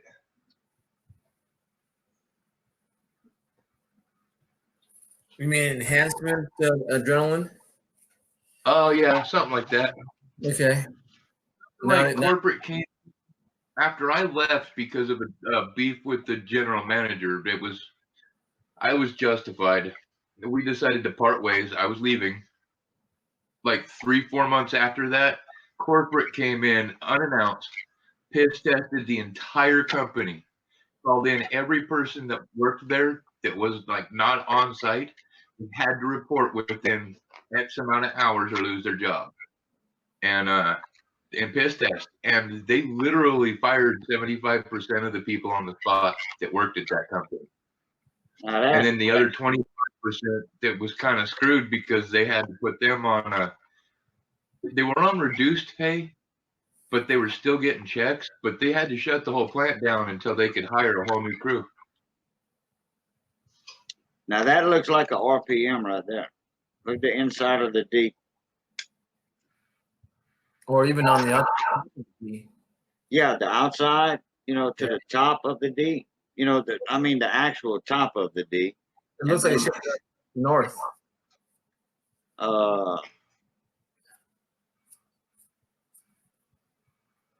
Okay. Look like the D is when they repunched it, the big D is to the south of the OD. The OD is north. Right. That's what I thought was a bigger one. So, I'm surprised I don't see that. Here I do. I might have. No, I'm talking about something else. I'm thinking of myself, actually. I don't know why I can't find those. That looks like one of them at 63. But they had on the bottom right there was a die crack all the way almost to the rim, across his neck right there, past that ribbon. And that's a diagnostic mark for a double die. Nice. But I can't find that coin or those few coins I had. And then there was something going on with the wings coming up that side right there. That was another diagnostic pickup point. Oh well, I probably got it put up somewhere. So, oh well, you can take me off now.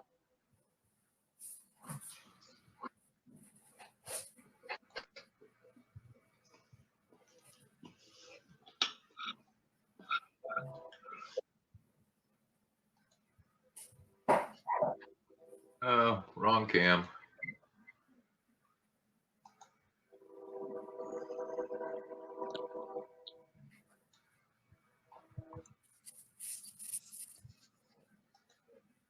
Give me 1 second here.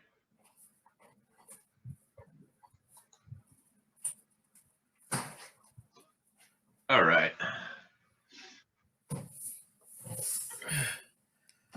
Whoever had that train on, I love that sound. That was me, and you know that. Yes, I do, sir. And they redid the railroad tracks over here. Oh, fun. I might have to take a video of that. I mean, they extended the railroad track in a certain area. They had a sidle track that was not halfway the crossing, but about a third of the way to one side of the highway, because this highway was not here when these railroad tracks were built a long, long time ago. You know, I live not far from what they call the new highway, the new Mamu Road. Uh, the old highway used to pass a few blocks behind my house, but the side of where the how you call it the rails would come back and forth. Uh, they never could fix that crossing right on that road with them concrete pads. That way it was a smooth crossing. But Oh no. they fixed that in the last 4 days. They worked on it like 4 days, and every time they was working on the tracks, I would lose internet. I mean, like 3 times in 15 minutes while I was live streaming. I wonder if it's running over on that side. No, well, the line is buried, and I mean it's buried very deep in conduit underneath the railroad track, but not that section of tracks in my block, a half a block over though. So anyway, they took the whole section of tracks up from Second Street to the highway, and they completely rebuilt the railroad bed. Laid that section of tracks back down, then added, they took half of it out, then added the new sidle track, and it curved a little bit, you know, a little S curve kind of like deal. And then we no longer have one set of tracks going across the highway. We have 2 sets of tracks. And then they put the concrete pads in between the rails. So now we have a completely smooth railroad crossing to drive over, and so no more 18-wheeler vibrations a block and a half away, 800 feet away from the railroad tracks.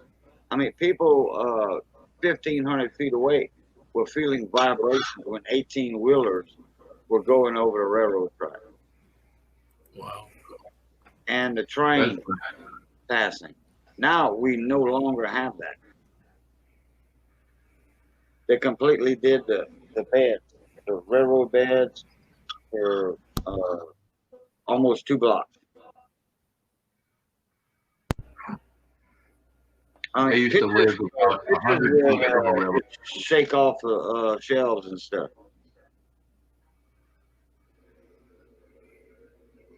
Yeah, I used to live really close to a railroad crossing. It was pretty fun in LA.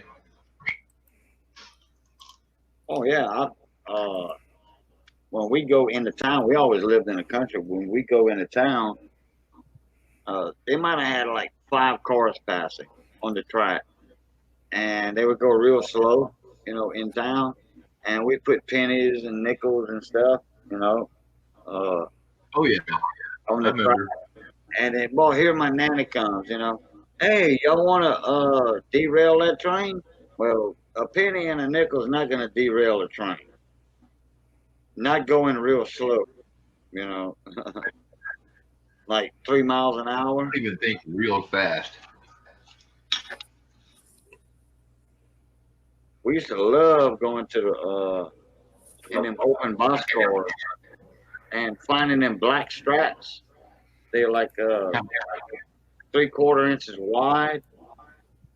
They were straps for holding cargo and stuff inside those boxcars, and they had holes every so often in those straps. You know, that way they can put the nails in them. And then we would cut them when we were kids, or fold them back and forth until they would break, and then take some old sandpaper, because you didn't dare use your daddy's good sandpaper. Take the old sandpaper that was in the trash can or whatever, and then we'd fold them, and we'd make whistles with them. with those little straps. You just put that folded piece, and it was only like a inch, inch and a quarter, I think, inch and a half long. You put that in your mouth, right there on your teeth, Right. and you blew through that, and it would, hey, louder than anybody can whistle, just with their tongue and their two fingers. Hey, Money Maniac. How's it going, guys? He's in the chat. I mean, the panel. Just been listening. What? I seen you said you had something about a topic you want to discuss. What you got?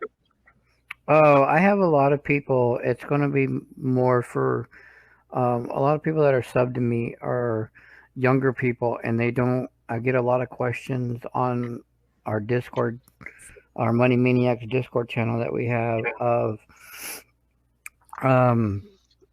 what's the coins that are 40%, 90%. How do you weigh them? How do you know how much silver content's in them?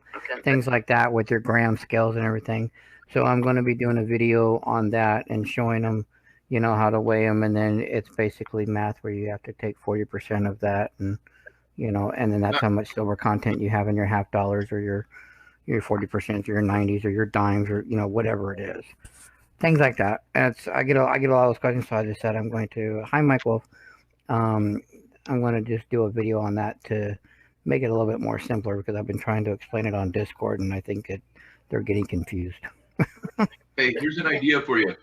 At the end of your video, include information, because I can't think of it off the top of my head. I mean, you could probably Google it really quick, but there's a site that I used to go to that will give you, like, right there all on one page, the up-to-date spot price of all those different coins. I actually have it on my taskbar, and that link will be in the description below, along with everything that I used to show them where I got the scale, things like that. Everything will be in the description below, so they can read what I was doing too. So I'm going to make it really, really simple. Andrew, Good idea. were you talking about coinflation.com? No, I'm talking about, let me get to it. What I'm going to be using is going to be the U.S. Silver Coin Melt Value Calculator. There's one already, it has it already broken down by copper, composition, nickel. Yeah, this one does by clad, nickel, copper, silver, gold, platinum, palladium, and Bitcoin. And then it even brings it down. You can do silver by gram, grains, pounds, scrap silver, sterling silver, any silver, Canadian silver, Australian silver. It doesn't matter what silver you use. Yeah. So that link will be in the description as well. It's just, I will tell everybody in the video, there's many different ones to choose from. This is just the one that I use. You know, you can choose and pick your own that you want to. You don't have to use the one I'm using. You can Google it and find silver calculators everywhere. So. Oh yeah. I found a website called Namista.com. Namista, and it has multiple coins, every nation, every variety. Even when I went to a place where they had a lot of revolutions and a lot of messages for different companies for different eras in that country, it was quite fascinating. I couldn't believe how many coin changes were made each time a colonial time was taken over by the British, when the British lost their sovereignty over that land, and they became their own country, started their own coinage. There's different eras of each country. Yeah, so that's the video I want to discuss, but I was working 12 hours yesterday, 12 hours today, and I got to do a mail call video, but I'm waiting for Michael Mullins package before I can do a mail call. So I'm waiting on one more package. I'll probably get it tomorrow, and then I'll do the mail call, and then I've got to do a comment video for our 200 sub giveaway for that live stream that's coming up in about a week. And we're going to do that. So I got to do the comment video for that. I got to do the mail call video, and I've got then that silver video, the 40%, 90%, the stuff like that, 80% and 92.5, which is sterling. So I'm not going to get too into it. I'm just going to probably just do the 90% coins and the 40% coins and make it a short video, because that's what they were getting. Like, how do I know my dime is silver? How do I know it? My nickel's silver? How do I know? And basically, we get a lot of like Kiki's school kids and schoolmates, and I get other kids that from my neighbor. They're all in middle school, and they're like, "Well, how do I know?" So I'm just gonna I'm making it basically a simple video of like a back to the basics of how to tell if your coin is silver and how much silver is in it. Is what it's Nice. gonna be. I bet it'll do good. I mean, it's something that we all know because we all do it all the time, and we're all into coins. But if someone doesn't know, it's basically just going to be, like I said, a back to the basics or a quick how-to video, to tell if your coin is silver and what years to look for, and things of that nature. I tell you what, here's a funny one for you. Even though we're all, I don't know, even my dad, he makes rings. He does a lot of this shit. He still will argue with me that the last time there was silver in the half dollar was 1964. And I try to explain to him over and over, 65 through 70 is 40%. That's not enough to worry about. However, he will still call a war nickel a silver nickel at 35%. It's kind of funny. I don't know. One of those things. Yeah. So I told him to send me all of his 65 through 70s that he can pick up, and I'll give him face value for them all day long.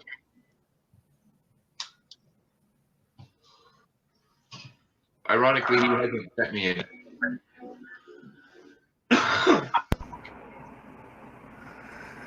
Oh.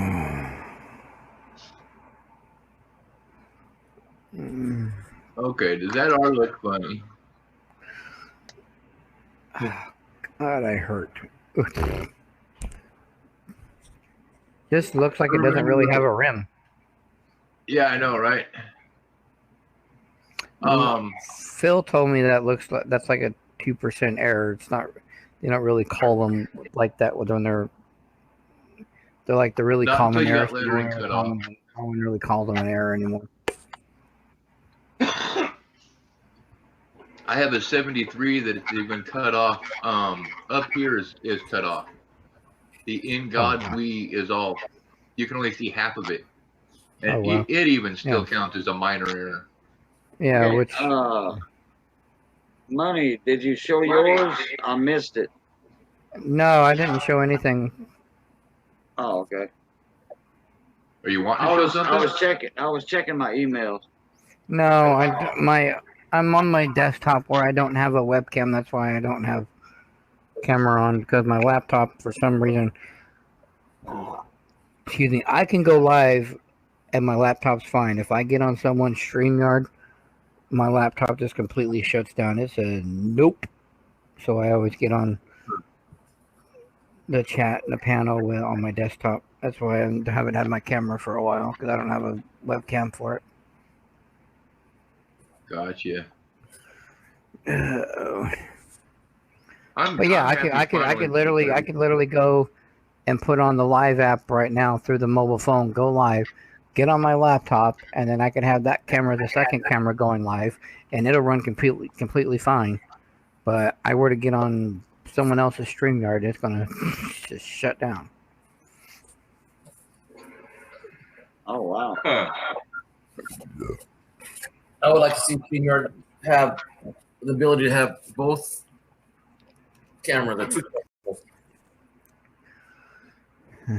Oh, I can do two at the same time. I haven't figured it out. Yeah, watch. Oh, wait a minute. Yeah, I can do it on here. You mean switch from? I can do it on here. Let me see. I can switch. All right. Hey, it's my birth year, 1979. How was it called, you? Oh, I say I can. Hold on. Hey, Gregory, how's it going? Oh, I don't know if I can. Right, Greg. Hey, Greg Lee, how you doing? Can you present me right quick? Absolutely. Let me see if this is working. No. Okay. Share screen. Chrome tab. Uh,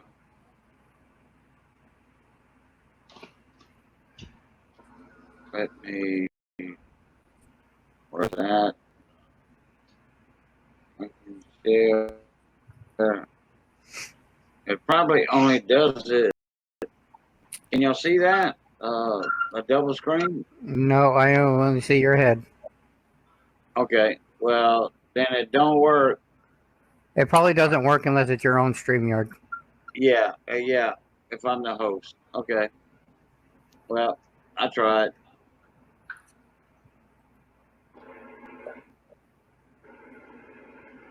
I'll show you a Nick that one. Okay, you can take me off now. Alrighty.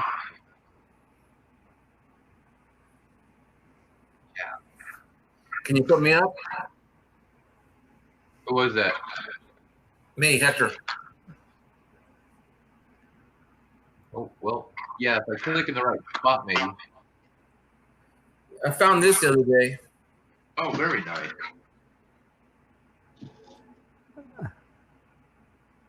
The word liberty is cut off.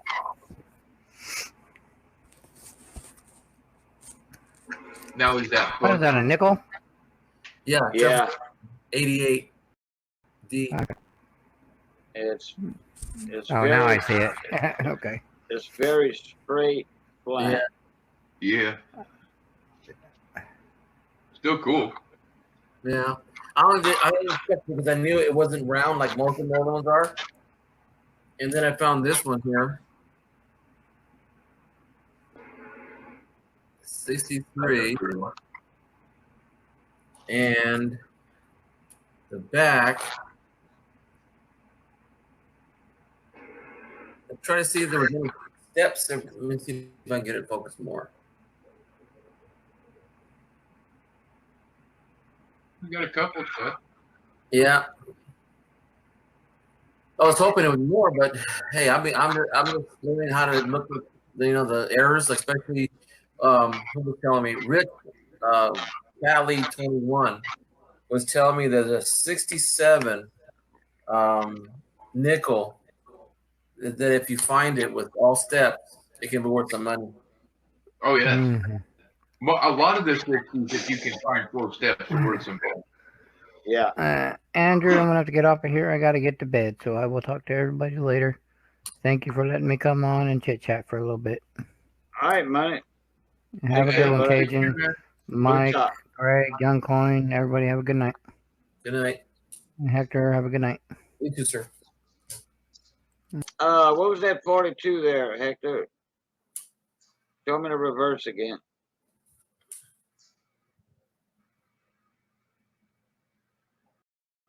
Okay. Yeah, Mike, I have a whole little bin over here full of dateless buffaloes.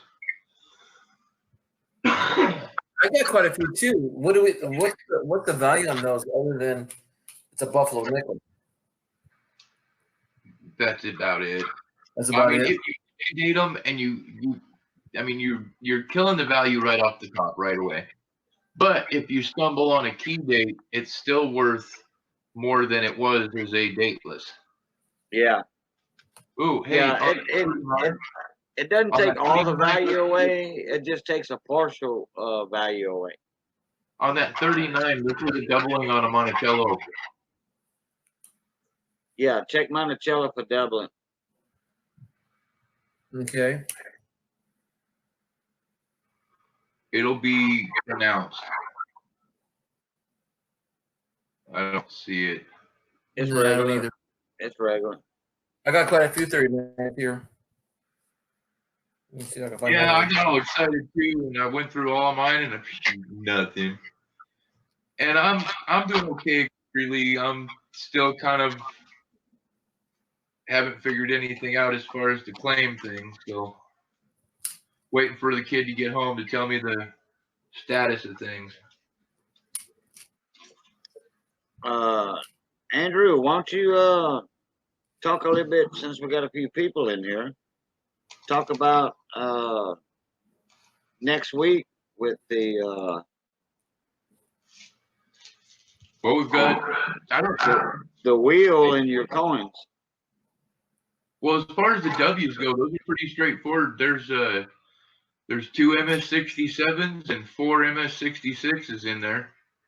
Yeah, All annex. well, you gotta let them know how you getting rid of them.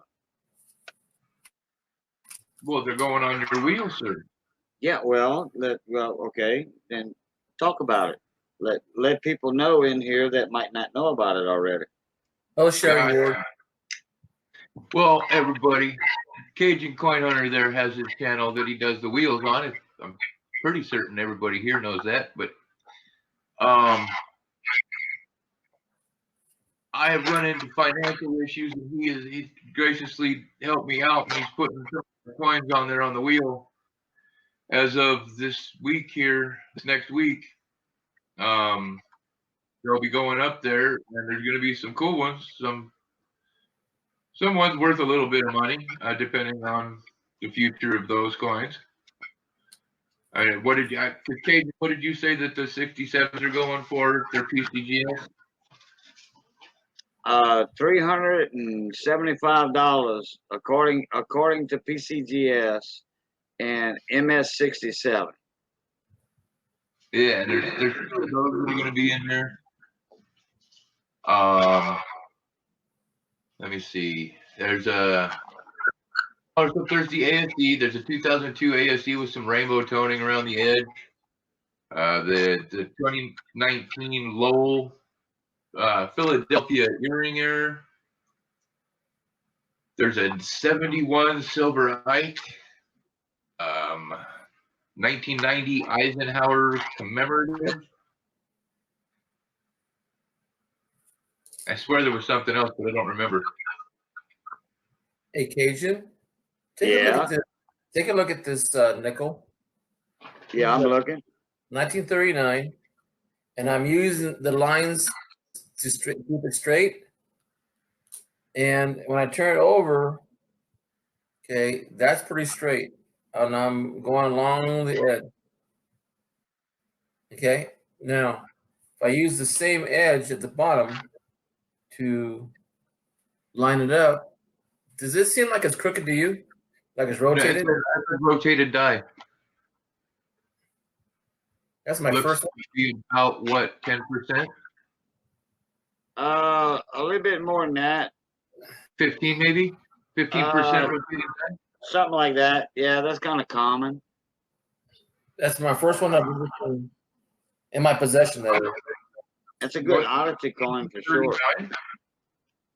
That's a keeper. Oh, it's a keeper, yeah. It doesn't add any value to it, but a little bit. That's about it. But now, if it was rotated, say at 45 degrees, or straight up and down, or or the left side would be cockeyed more past, like just say about 1 o'clock. Oh yeah. Yeah, Gregory, Well, this is that's true, but they don't actually come in, and they don't get to Cajun until Tuesday, and I actually have to make that payment tomorrow. Hey, Miss Sherry. Here's my last 39. I hate it when that happens. That center swirl in there. Yeah, Yeah. I was asking you about that. How does that happen?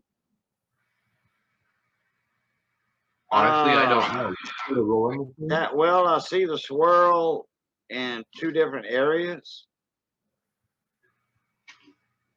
It's going under 5 cents to the left of the M, on the left of Monticello, and then there's some swirling on the inside. I mean, directly center of the coin, and it looks like somebody punched in 2 eyeballs on the top of Monticello. So it kind of looks like a smiley face. Almost done. The outer ring is Ring of Death. For sure. The inner one, I don't know. Actually, yeah. So I think somebody tried to make a smiley face out of that nickel. Well, probably still in the world still, probably. Now the Ring of That's Death kinda would be right by E Pluribus Unum. Oh, no, Yeah. you're right. It would be closer in. Yeah, it would be closer to the rim. Yeah, somebody was playing around with that coin. In my humble opinion. No, I believe the humble. Yeah, look below America on the rim. You see all that carving work they did in it? Mm-hmm. Yeah. Yeah, somebody played around with that coin. Bummer. Oh, I see more. Yep. Gregory Lee says, hey Cajun, I have a 1942 S quarter. It's graded AU 58. What would it be worth? Okay. Well, let me look the price up on that real quick. And I did have my price guide up earlier, and I think I did away with it when I quit my share screen. According to the 2020 you're probably looking at a bit over $20. Yeah, I'm gonna look up USA real quick. That's one of my go-to guides. A 1942 S Quarter. is 19,384,000, and in AU 50 it says here $20. AU, yeah, USA Coin Book says 22, and there were 19, like Andrew said, 19 point, almost 0.4 million made. I could look up the gray sheet on that. It'll probably be around $12.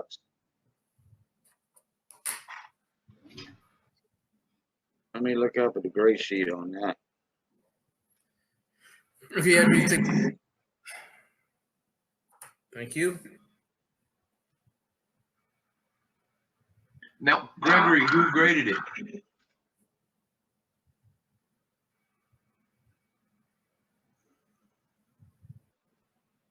I mean, is it slab or is it just unofficial grading? Oh, if it's slab, it'll be worth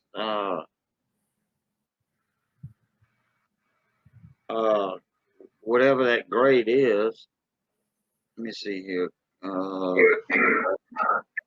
Quarters, Washington quarters.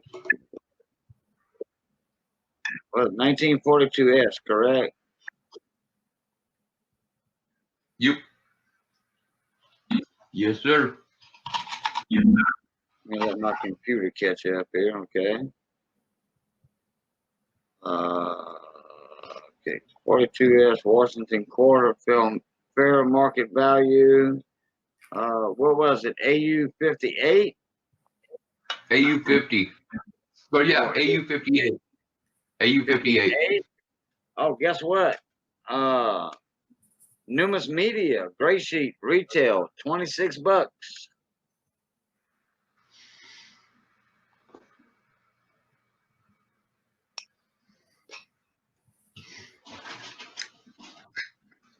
Nice. Then it jumps up to MS60. It jumps up to $63.25. Now this is the gray sheet retail. And this is fair market value for Numis Media. And that's what Ken Peavy goes by. So yeah, you're looking more than $22 if it's AU 58. Yep. Even AU 50 42S, you're looking at $16.10. So there it is. Wow. You see that one, Andrew?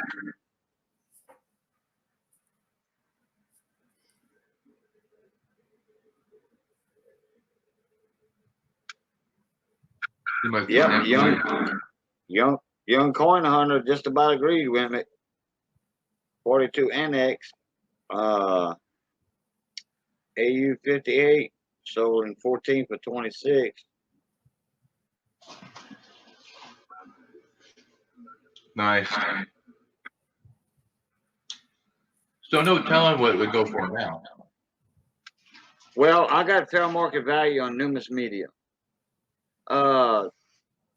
Andrew, why don't you hit them other little profile pics we got? Make us smaller. There you go. Thank you. Oh, Greg, anytime, Greg. That's what we're here for, dude. Andrew, I mean, got a coin show, and that's why we're showing coins and stuff and information. That's what we're here for. Okay. Oh, it's a slab. Wow. NX slab. Okay. Actually, if I remember right, Gregory Lee's birthday landed on my 222 giveaway stream, I think.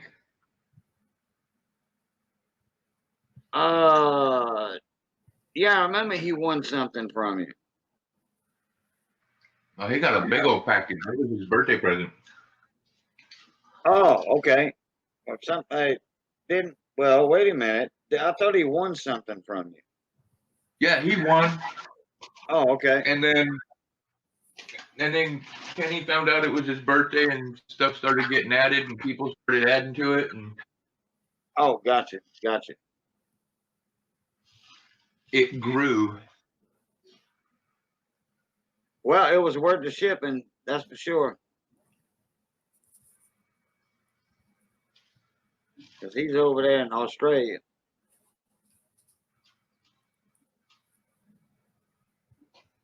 Yep, there was even gold in that dollar package. Cool deal, Lucille. See, and I want to get back to where I'm doing that again, because I don't know, honestly, those, like how I was marking the gram on a roll, really look at prices of things, and an eighth of a gram is about the same price as a 40% to a 90%, depending on what you pay for them. So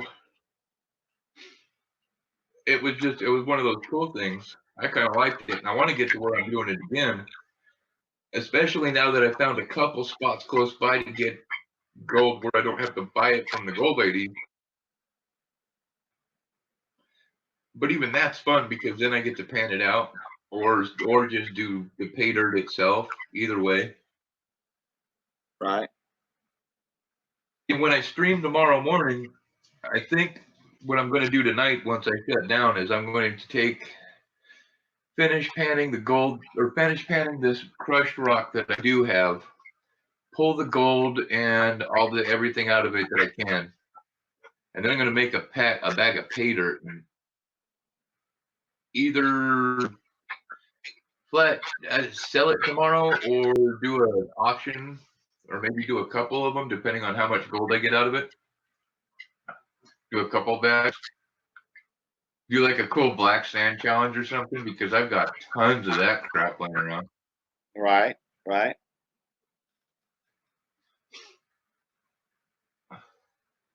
don't know. I just scrambling for ways.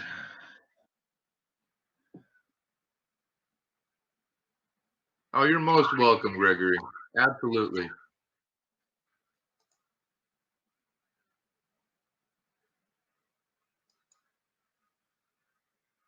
Most welcome. It's a kitchen.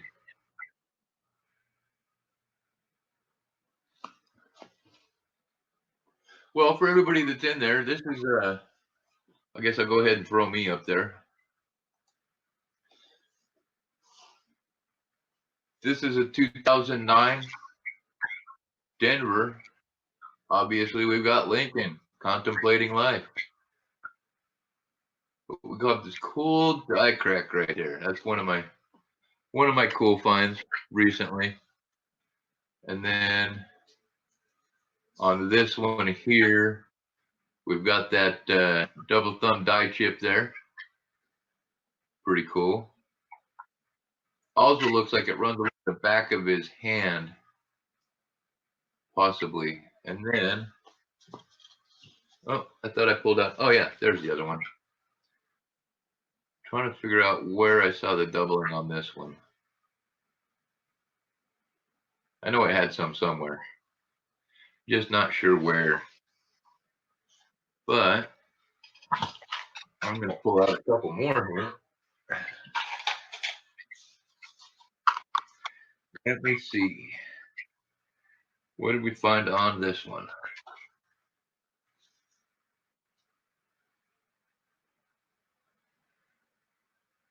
Oh yeah. Look at that big old chunk of missing on the top of the hand. That's a nice one.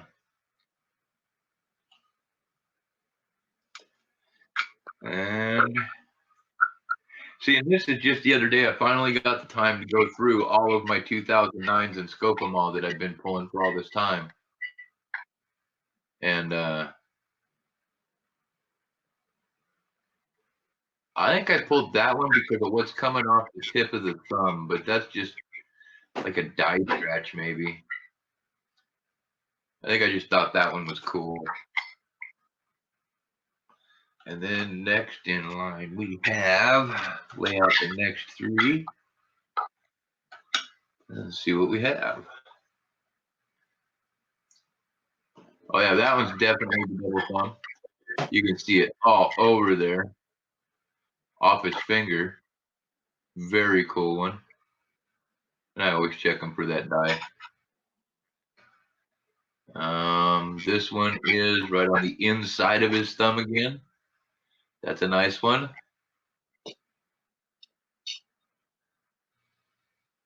Yeah, you got to look for copper because there was like less than 1 million. I believe it was 800 and some thousand were actually minted. Yeah. Oh, look at that nice one right there too. But they were actually minted in copper on purpose even. And it's 874,000 or something like that of each of them. Now I got to look that up. See, and here's the last one. I can't figure out why this one's in here. Okay, I'm glad you're doing it because I was going to do it. Do what? Look for the mintage on those copper coins. Those satin. Yeah, I'll have it in 2 seconds here, man.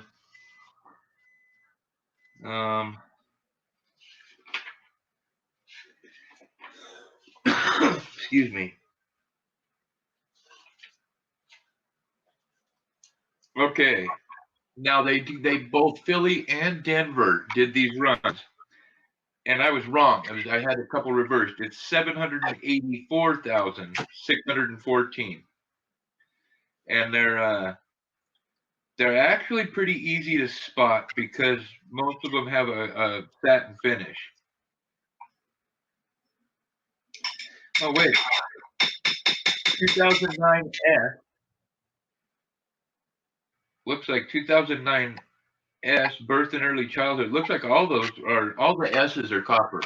So if you find a 2009 S, it's copper. And those vintages are just shy of 3 million on each. I did not know that about the S, but then again, I haven't found any of those either. Now see, this one I was thinking was a double die for some reason, but I can't remember why. I think it had to do with that third window, and now it's not looking like it is.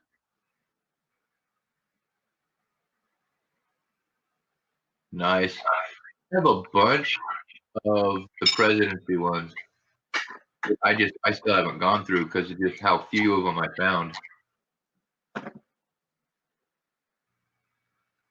I don't even know where I have those at this point. But that's all my error 2009 paintings.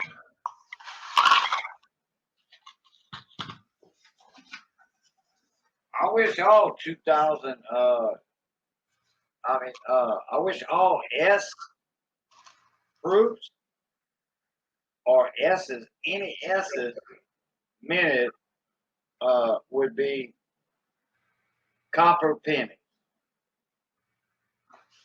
Right.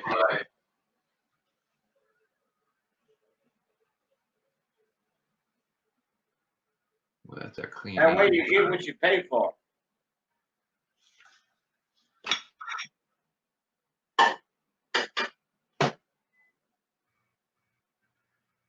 Oh man, for a second it looked like it had a serif or a little knob on that G. Yeah. All fruit pennies should be copper.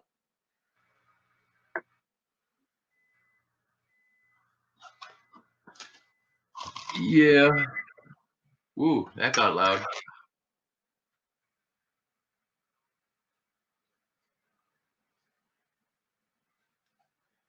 All right, here. Still going through these, see if I can find any cool errors in these shiny ones. For those of you that are still in chat.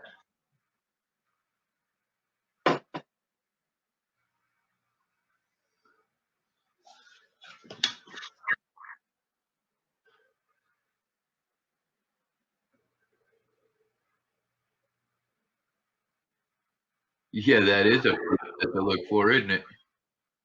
Hey, what did you do? You got a roll of 64s? No. This is seriously stuff that just has come out of rolls that we've collected throughout last year. Oh, okay. I got you. That's why they're all super shiny and they are all kind of all over the place. Even But almost all. Even those 64s came out of rolls?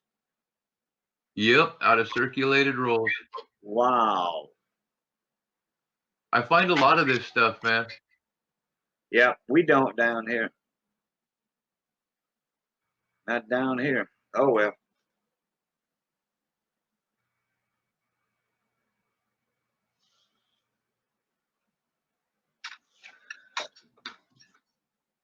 Yeah, and then I mean, because we were doing a lot of penny hunts there for a while, and it was pretty much since I was the only one that knew what we were looking for as far as errors and varieties, and that's something that I got kind of irritated about with myself when I was speaking about the 2009s. None of those are errors; those are all varieties. Technical definition, but anyways.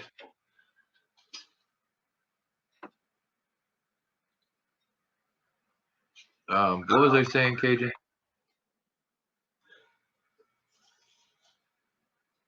You're talking about how they came out of roll. Yeah. Anyways, all of this stuff has come out of. Oh, we were doing since I was the only one that knew what we were looking for. Anything that was shiny, anything that looked cool, anything that looked odd, automatically went into the save bucket for me to inspect later. At which point is what I'm doing now.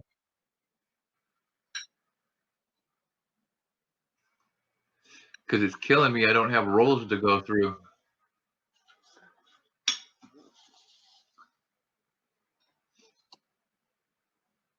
I was kind of hoping one of my kids would surprise me with rolls, but no. Ed, welcome to the show.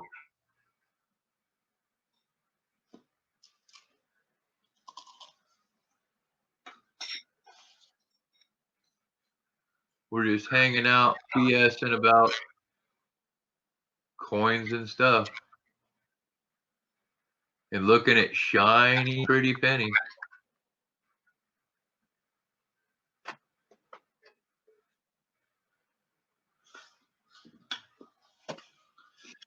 Yeah, we've even pulled some really nice BU examples of Wheaties out of circulated rolls.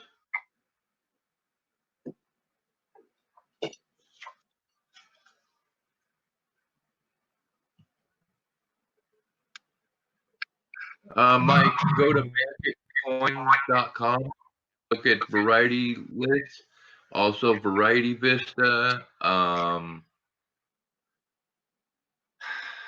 can't think of any others. There's Error Ref. Hey Ed, how you what doing, else? bud? There's all kinds of them. Personally, I like Mantix, and then I bounce between that and Variety Vista. And then if I really seriously want to open another one up, it's Error Ref.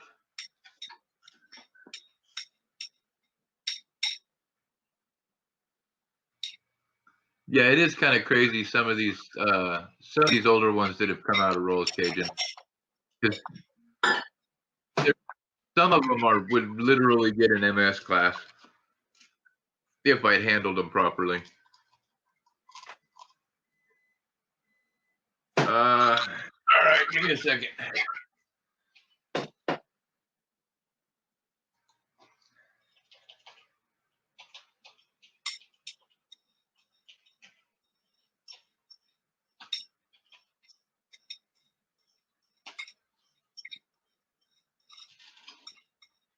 That should do it.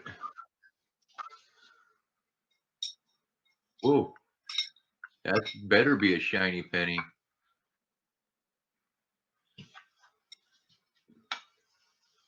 See, this is when it was kind of cool because I knew somebody was listening, because that means they pulled out, whoever was pulling these, pulled out the 98s, 99s, and 2000s for me, which is always handy. Because I still am looking for the white AMs on those. Now, why there's a 91, please don't ask me to explain.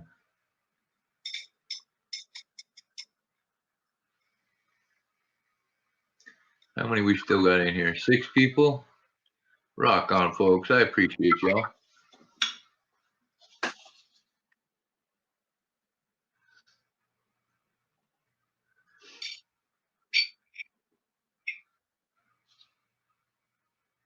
Now,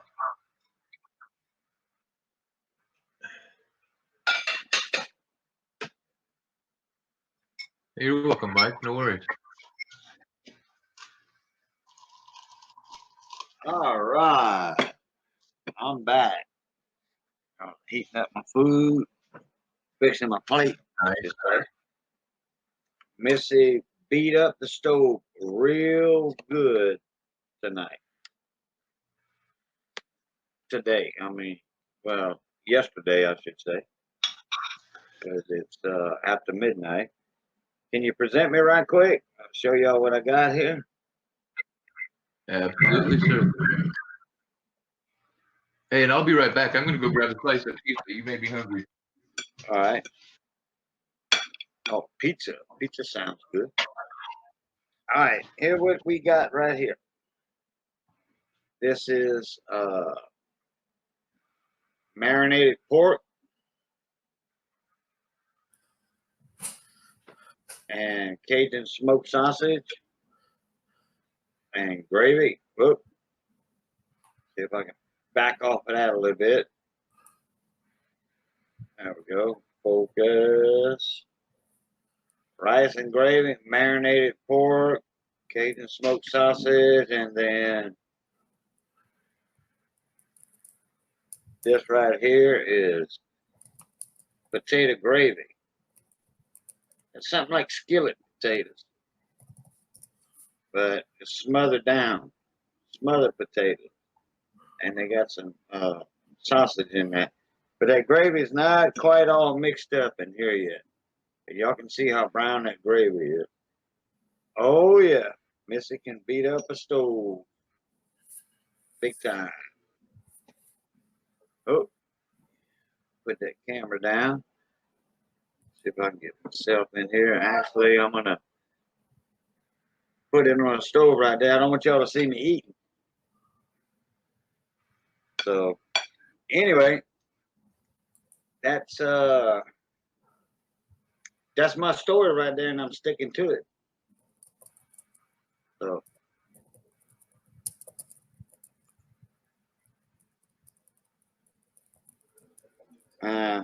just took a bite.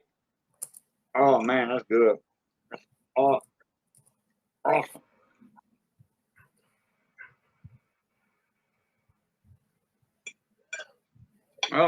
Oh, I'll be right back too. My wife's calling me. Okay, I'm back.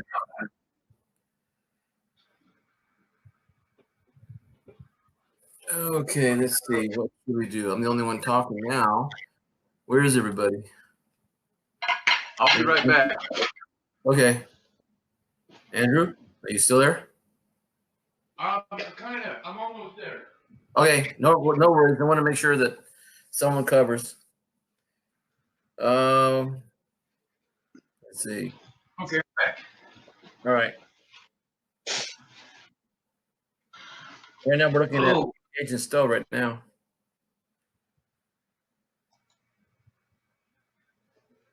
All right.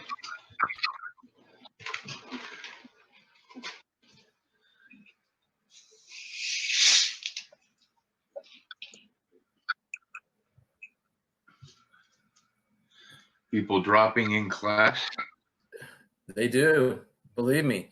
Here I'm almost 70 years old, and yet I outlast these kids. It's because of the attention span problem with the electronics nowadays. They're being raised to have to be aware at all times of this electronic device, so their brains are always on. You know, the only thing is that would be true if it wasn't that they're so short on their memory. Even 3 months after school's over from June, some studies say that kids lose up to 25% of what they learned last year. Yeah, I think it's always been that way for most students. I can only speak for myself because I can't be in somebody else's mind. But shoot, I remember things as clear as, you know, whatever I learned, because my dad since we were going to private school and we were paying to go to school, and then my dad would tell us, look, I'm paying taxes and sending you guys to school. You bring me anything less than a 70%, less than an 80%, we're going to talk. And that talk didn't mean anything other than not a spanking, but a threat to send us to another school, or he made us copy a page a night, both sides of a dictionary. And he would give us math problems, and he would just, would read for a half hour every day. Not always, not in the summertime, but if he said we didn't have any homework, he made us do the things on the chalkboard. And he bought us one for that reason. See, my parents never had a problem with me. I was a pretty advanced student. And then in 6th grade, I won a scholarship. I didn't use it until 8th grade. I finally decided I picked San Diego State University's advanced programming course and got accepted.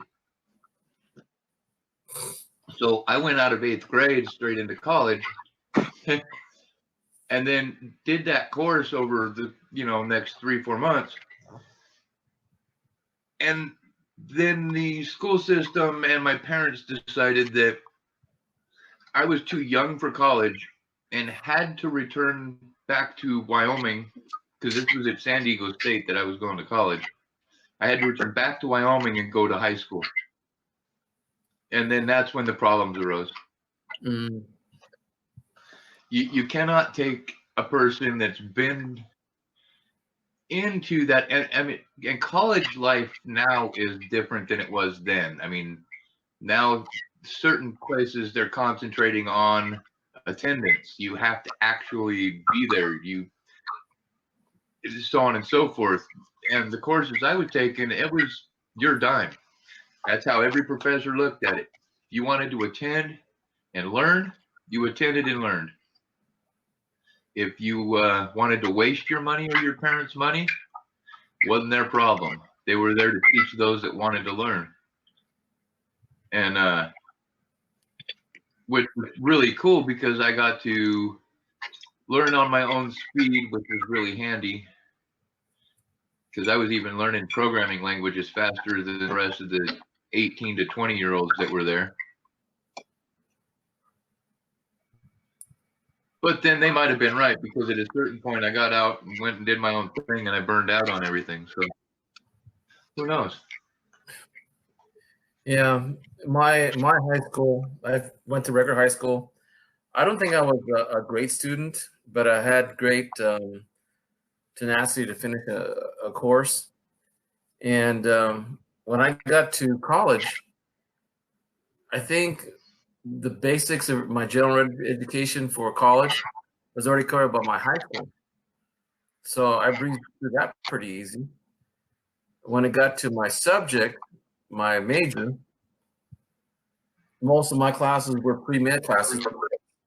I was going to be a PE teacher, but the same thing that I was taking courses for the PE teacher was the same courses as pre-med students were. We had the same anatomy classes, same chemistry, same physiology. The only different classes that we had was physiology of exercise. And that's what conditions were when the body was under stress or under motion, that we had to gases and oxygen content and heartbeat rate, and just a whole myriad of things that when conditions are at rest versus the conditions under stress. And that was mind blowing, because of all the things that were happening at one time in the body, the volume of blood, CO2 extraction, induction of oxygen to the brain, levels in potassium, niacin, nitrates. I mean, we just went through the whole thing, like we're, every chemical you think the body uses. And I don't think I would have passed that if it wasn't for my high school chemistry class, because it was our classes were not APs. There were all the classes we took were college prep, and that was our. So I guess also applying yourself depending on, well, some people are more advanced in age. I seem to learn more after I got out. Like graduate studies, working towards the master's, and it was just it just seemed like it was easier after college because there was no distraction, and you're more sure yourself with the learning, and your purpose is already embedded, and you're not distracted by your friends. And hopefully by then you've learned how to teach yourself. You've learned how you learn. Yes. See, that's one of the biggest things that I learned early on, and one of the reasons why I was really good at working with some of my friends who were more advanced and therefore a little bit more resilient to the normal ways of learning, is I had to find, the key was finding what triggered it, how they could teach themselves, how they could learn to learn. Right. And I mean, until you teach somebody how to teach themselves something, it's all prep work. Well, I've been teaching for the last 21 years now. Right. Well, that's what I'm saying. I mean, because I've never been a teacher, but I've tutored. The thing is, I know it's not the same thing at all. You deal with way different. I got to pick and choose. Well, I can tell you that before I became a teacher, I worked 25 years in retail. 20 of those years was in management, and 25 of those years were training people to be my employees or take my place so I can move up. And the one thing that I learned was repetition seems to be the key to anything. So when I tell them how to bag groceries or make displays in the end caps, or produce exchange, or working with vendors and percentages, Right. your profit margin, your lead loss, and all those things that they don't use in school, I had to teach them. But once they got that down, I said to them, okay, you're on your own. Make me get promoted, because if I go up, you go up. And a lot of kids, I think they don't see the value of education until they get out. Right. Well, I mean, there's a really big push on how quote unquote good trade schools are, how much better trade schools are right now, supposedly. Well, we used to have that in middle school and in high school. They called them shop. And I remember at least 15 years in my school district. A lot of them were, for example, one of our teachers, awesome guy. This guy can do ceramics. This guy can do pottery. This guy can do welding, framing, electrical. He can do anything you can think of. It would work.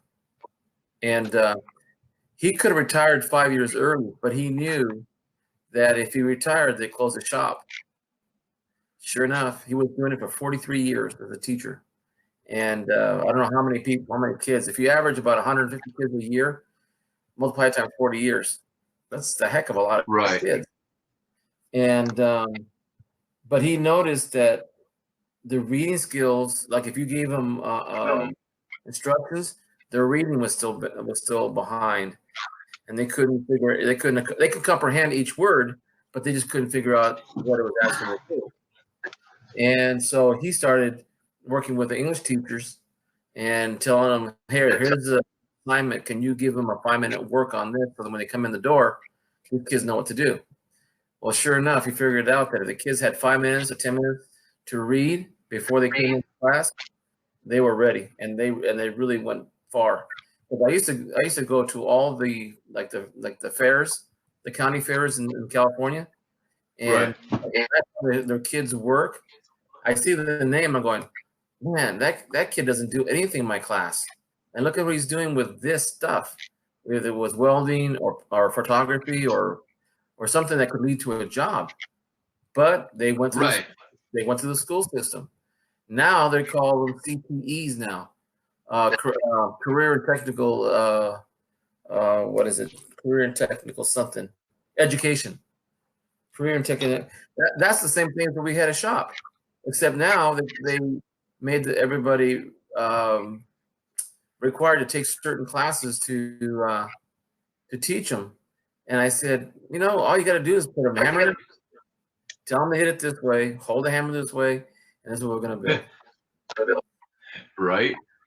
Yeah. Sometimes reinventing the wheels is more harder and difficult than it is to let them work with it.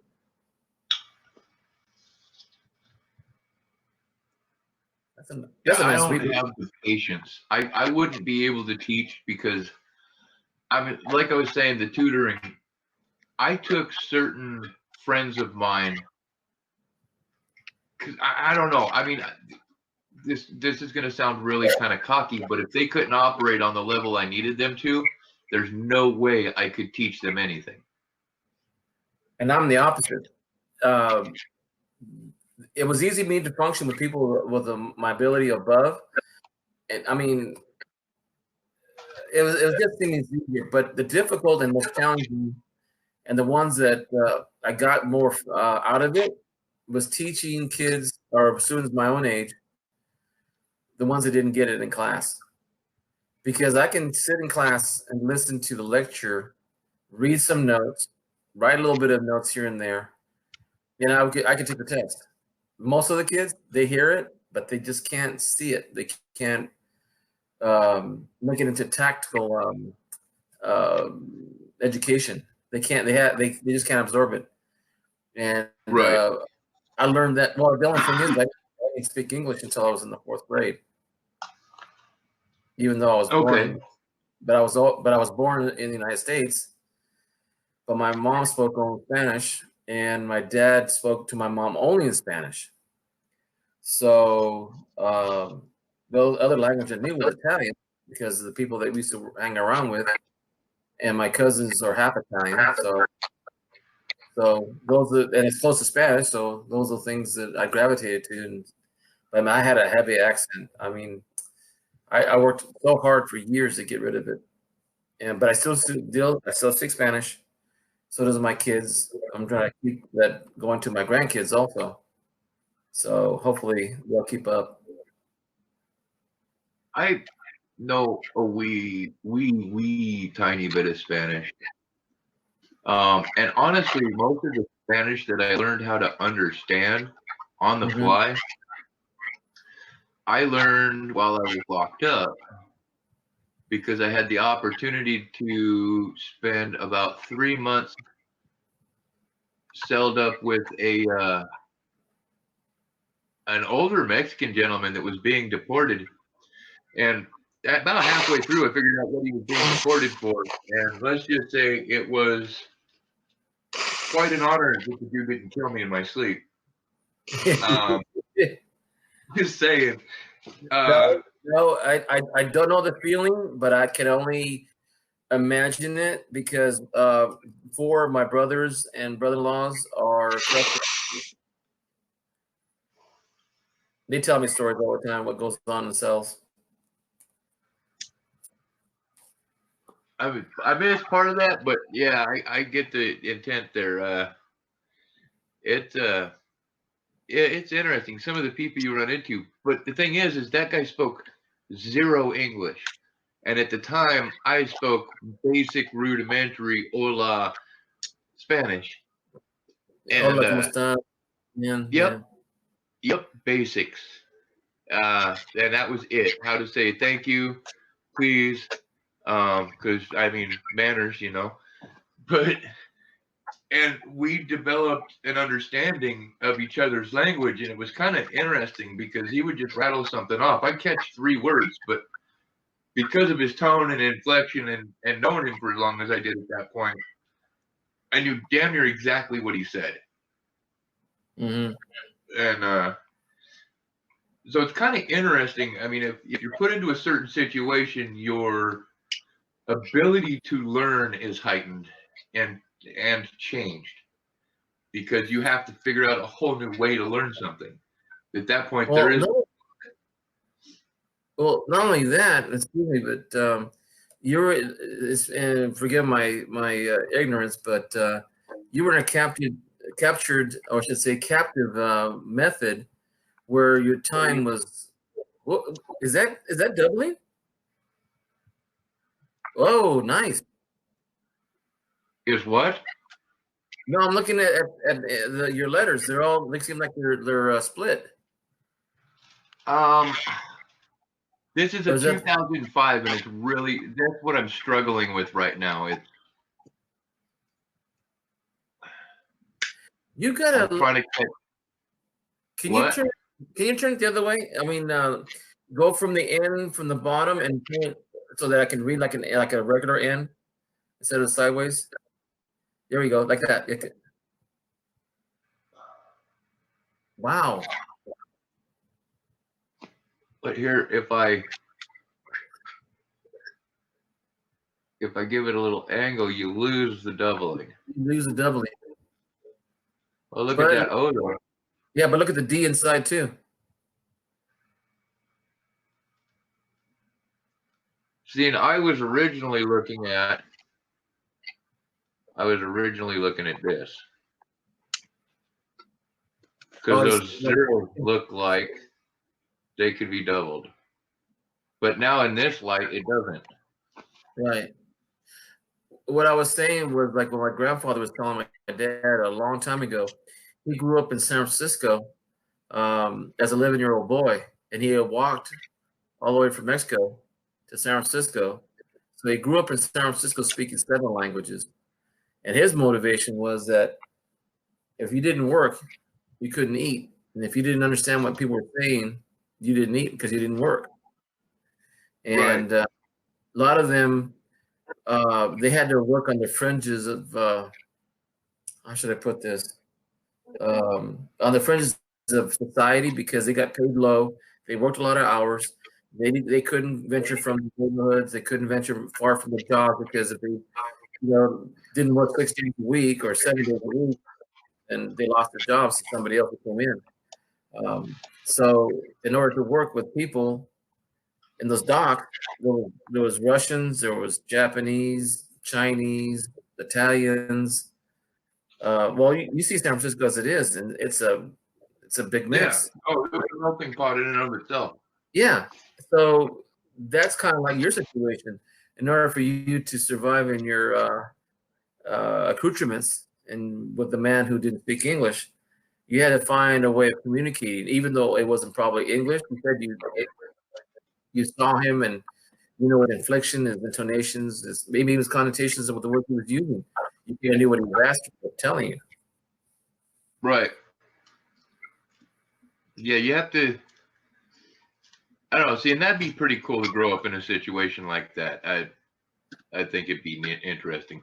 All right, Cameron's Collectibles. We'll catch you later. Cajun, you get some rest, buddy. Oh yeah. Actually, you know what, Hector? I think I'm going to shut it down. Yeah, I got to be at work at 6:30. I'm sorry, 7:30, but I get up at usually at 5:30. And that's what now. What time is it now? Yeah, I got to go see if the kid's home and see if he managed to gather up any funds for the thing tomorrow. So, well, it was a pleasure talking to you. Yeah, it's a pleasure talking to you, man. Yeah. I'm going to be streaming more again. Like I said, there's been a lot going on that's had my head all wrapped up in other stuff, but I miss streaming. So but I really miss doing coin roll hunts, and so I'm going to have to figure out how to get boxes here soon. Small steps at a time, man. Small steps at a time. I know. First things first, save the damn claim. Yep. All those things they tell you before. Got to crawl before you start running. Yes, I know. Unfortunately, that's a couple times I've fallen on my face. Yeah, but it's when you get up, and if you keep looking down and you can't get up, you ain't going nowhere. True. Yeah, what's that one guy? One guy said something about it depends on how you fall. If you fall backwards, you're still looking up. If you fall forwards, trying to get up, you never look forward. Okay, now I'm feeling it now. I'm gonna grab something to drink real quick and put some stuff away, and then I'm gonna hit the hay. All right, it's Andrew, right? Yes, sir. All right, Andrew. I'll talk to you another time, and good night. Yep, good night, sir. You have a good one. And everybody in chat, thank you so much for hanging out. I appreciate it. And what's that, sir? No, I was just saying, young Coiner, get to bed. Oh, yeah. He's got to sleep in the morning. Well, and like always, everybody, be excellent to each other. Party on. And happy hunting. I'll catch you on the next stream. Take care. Good night. Good night.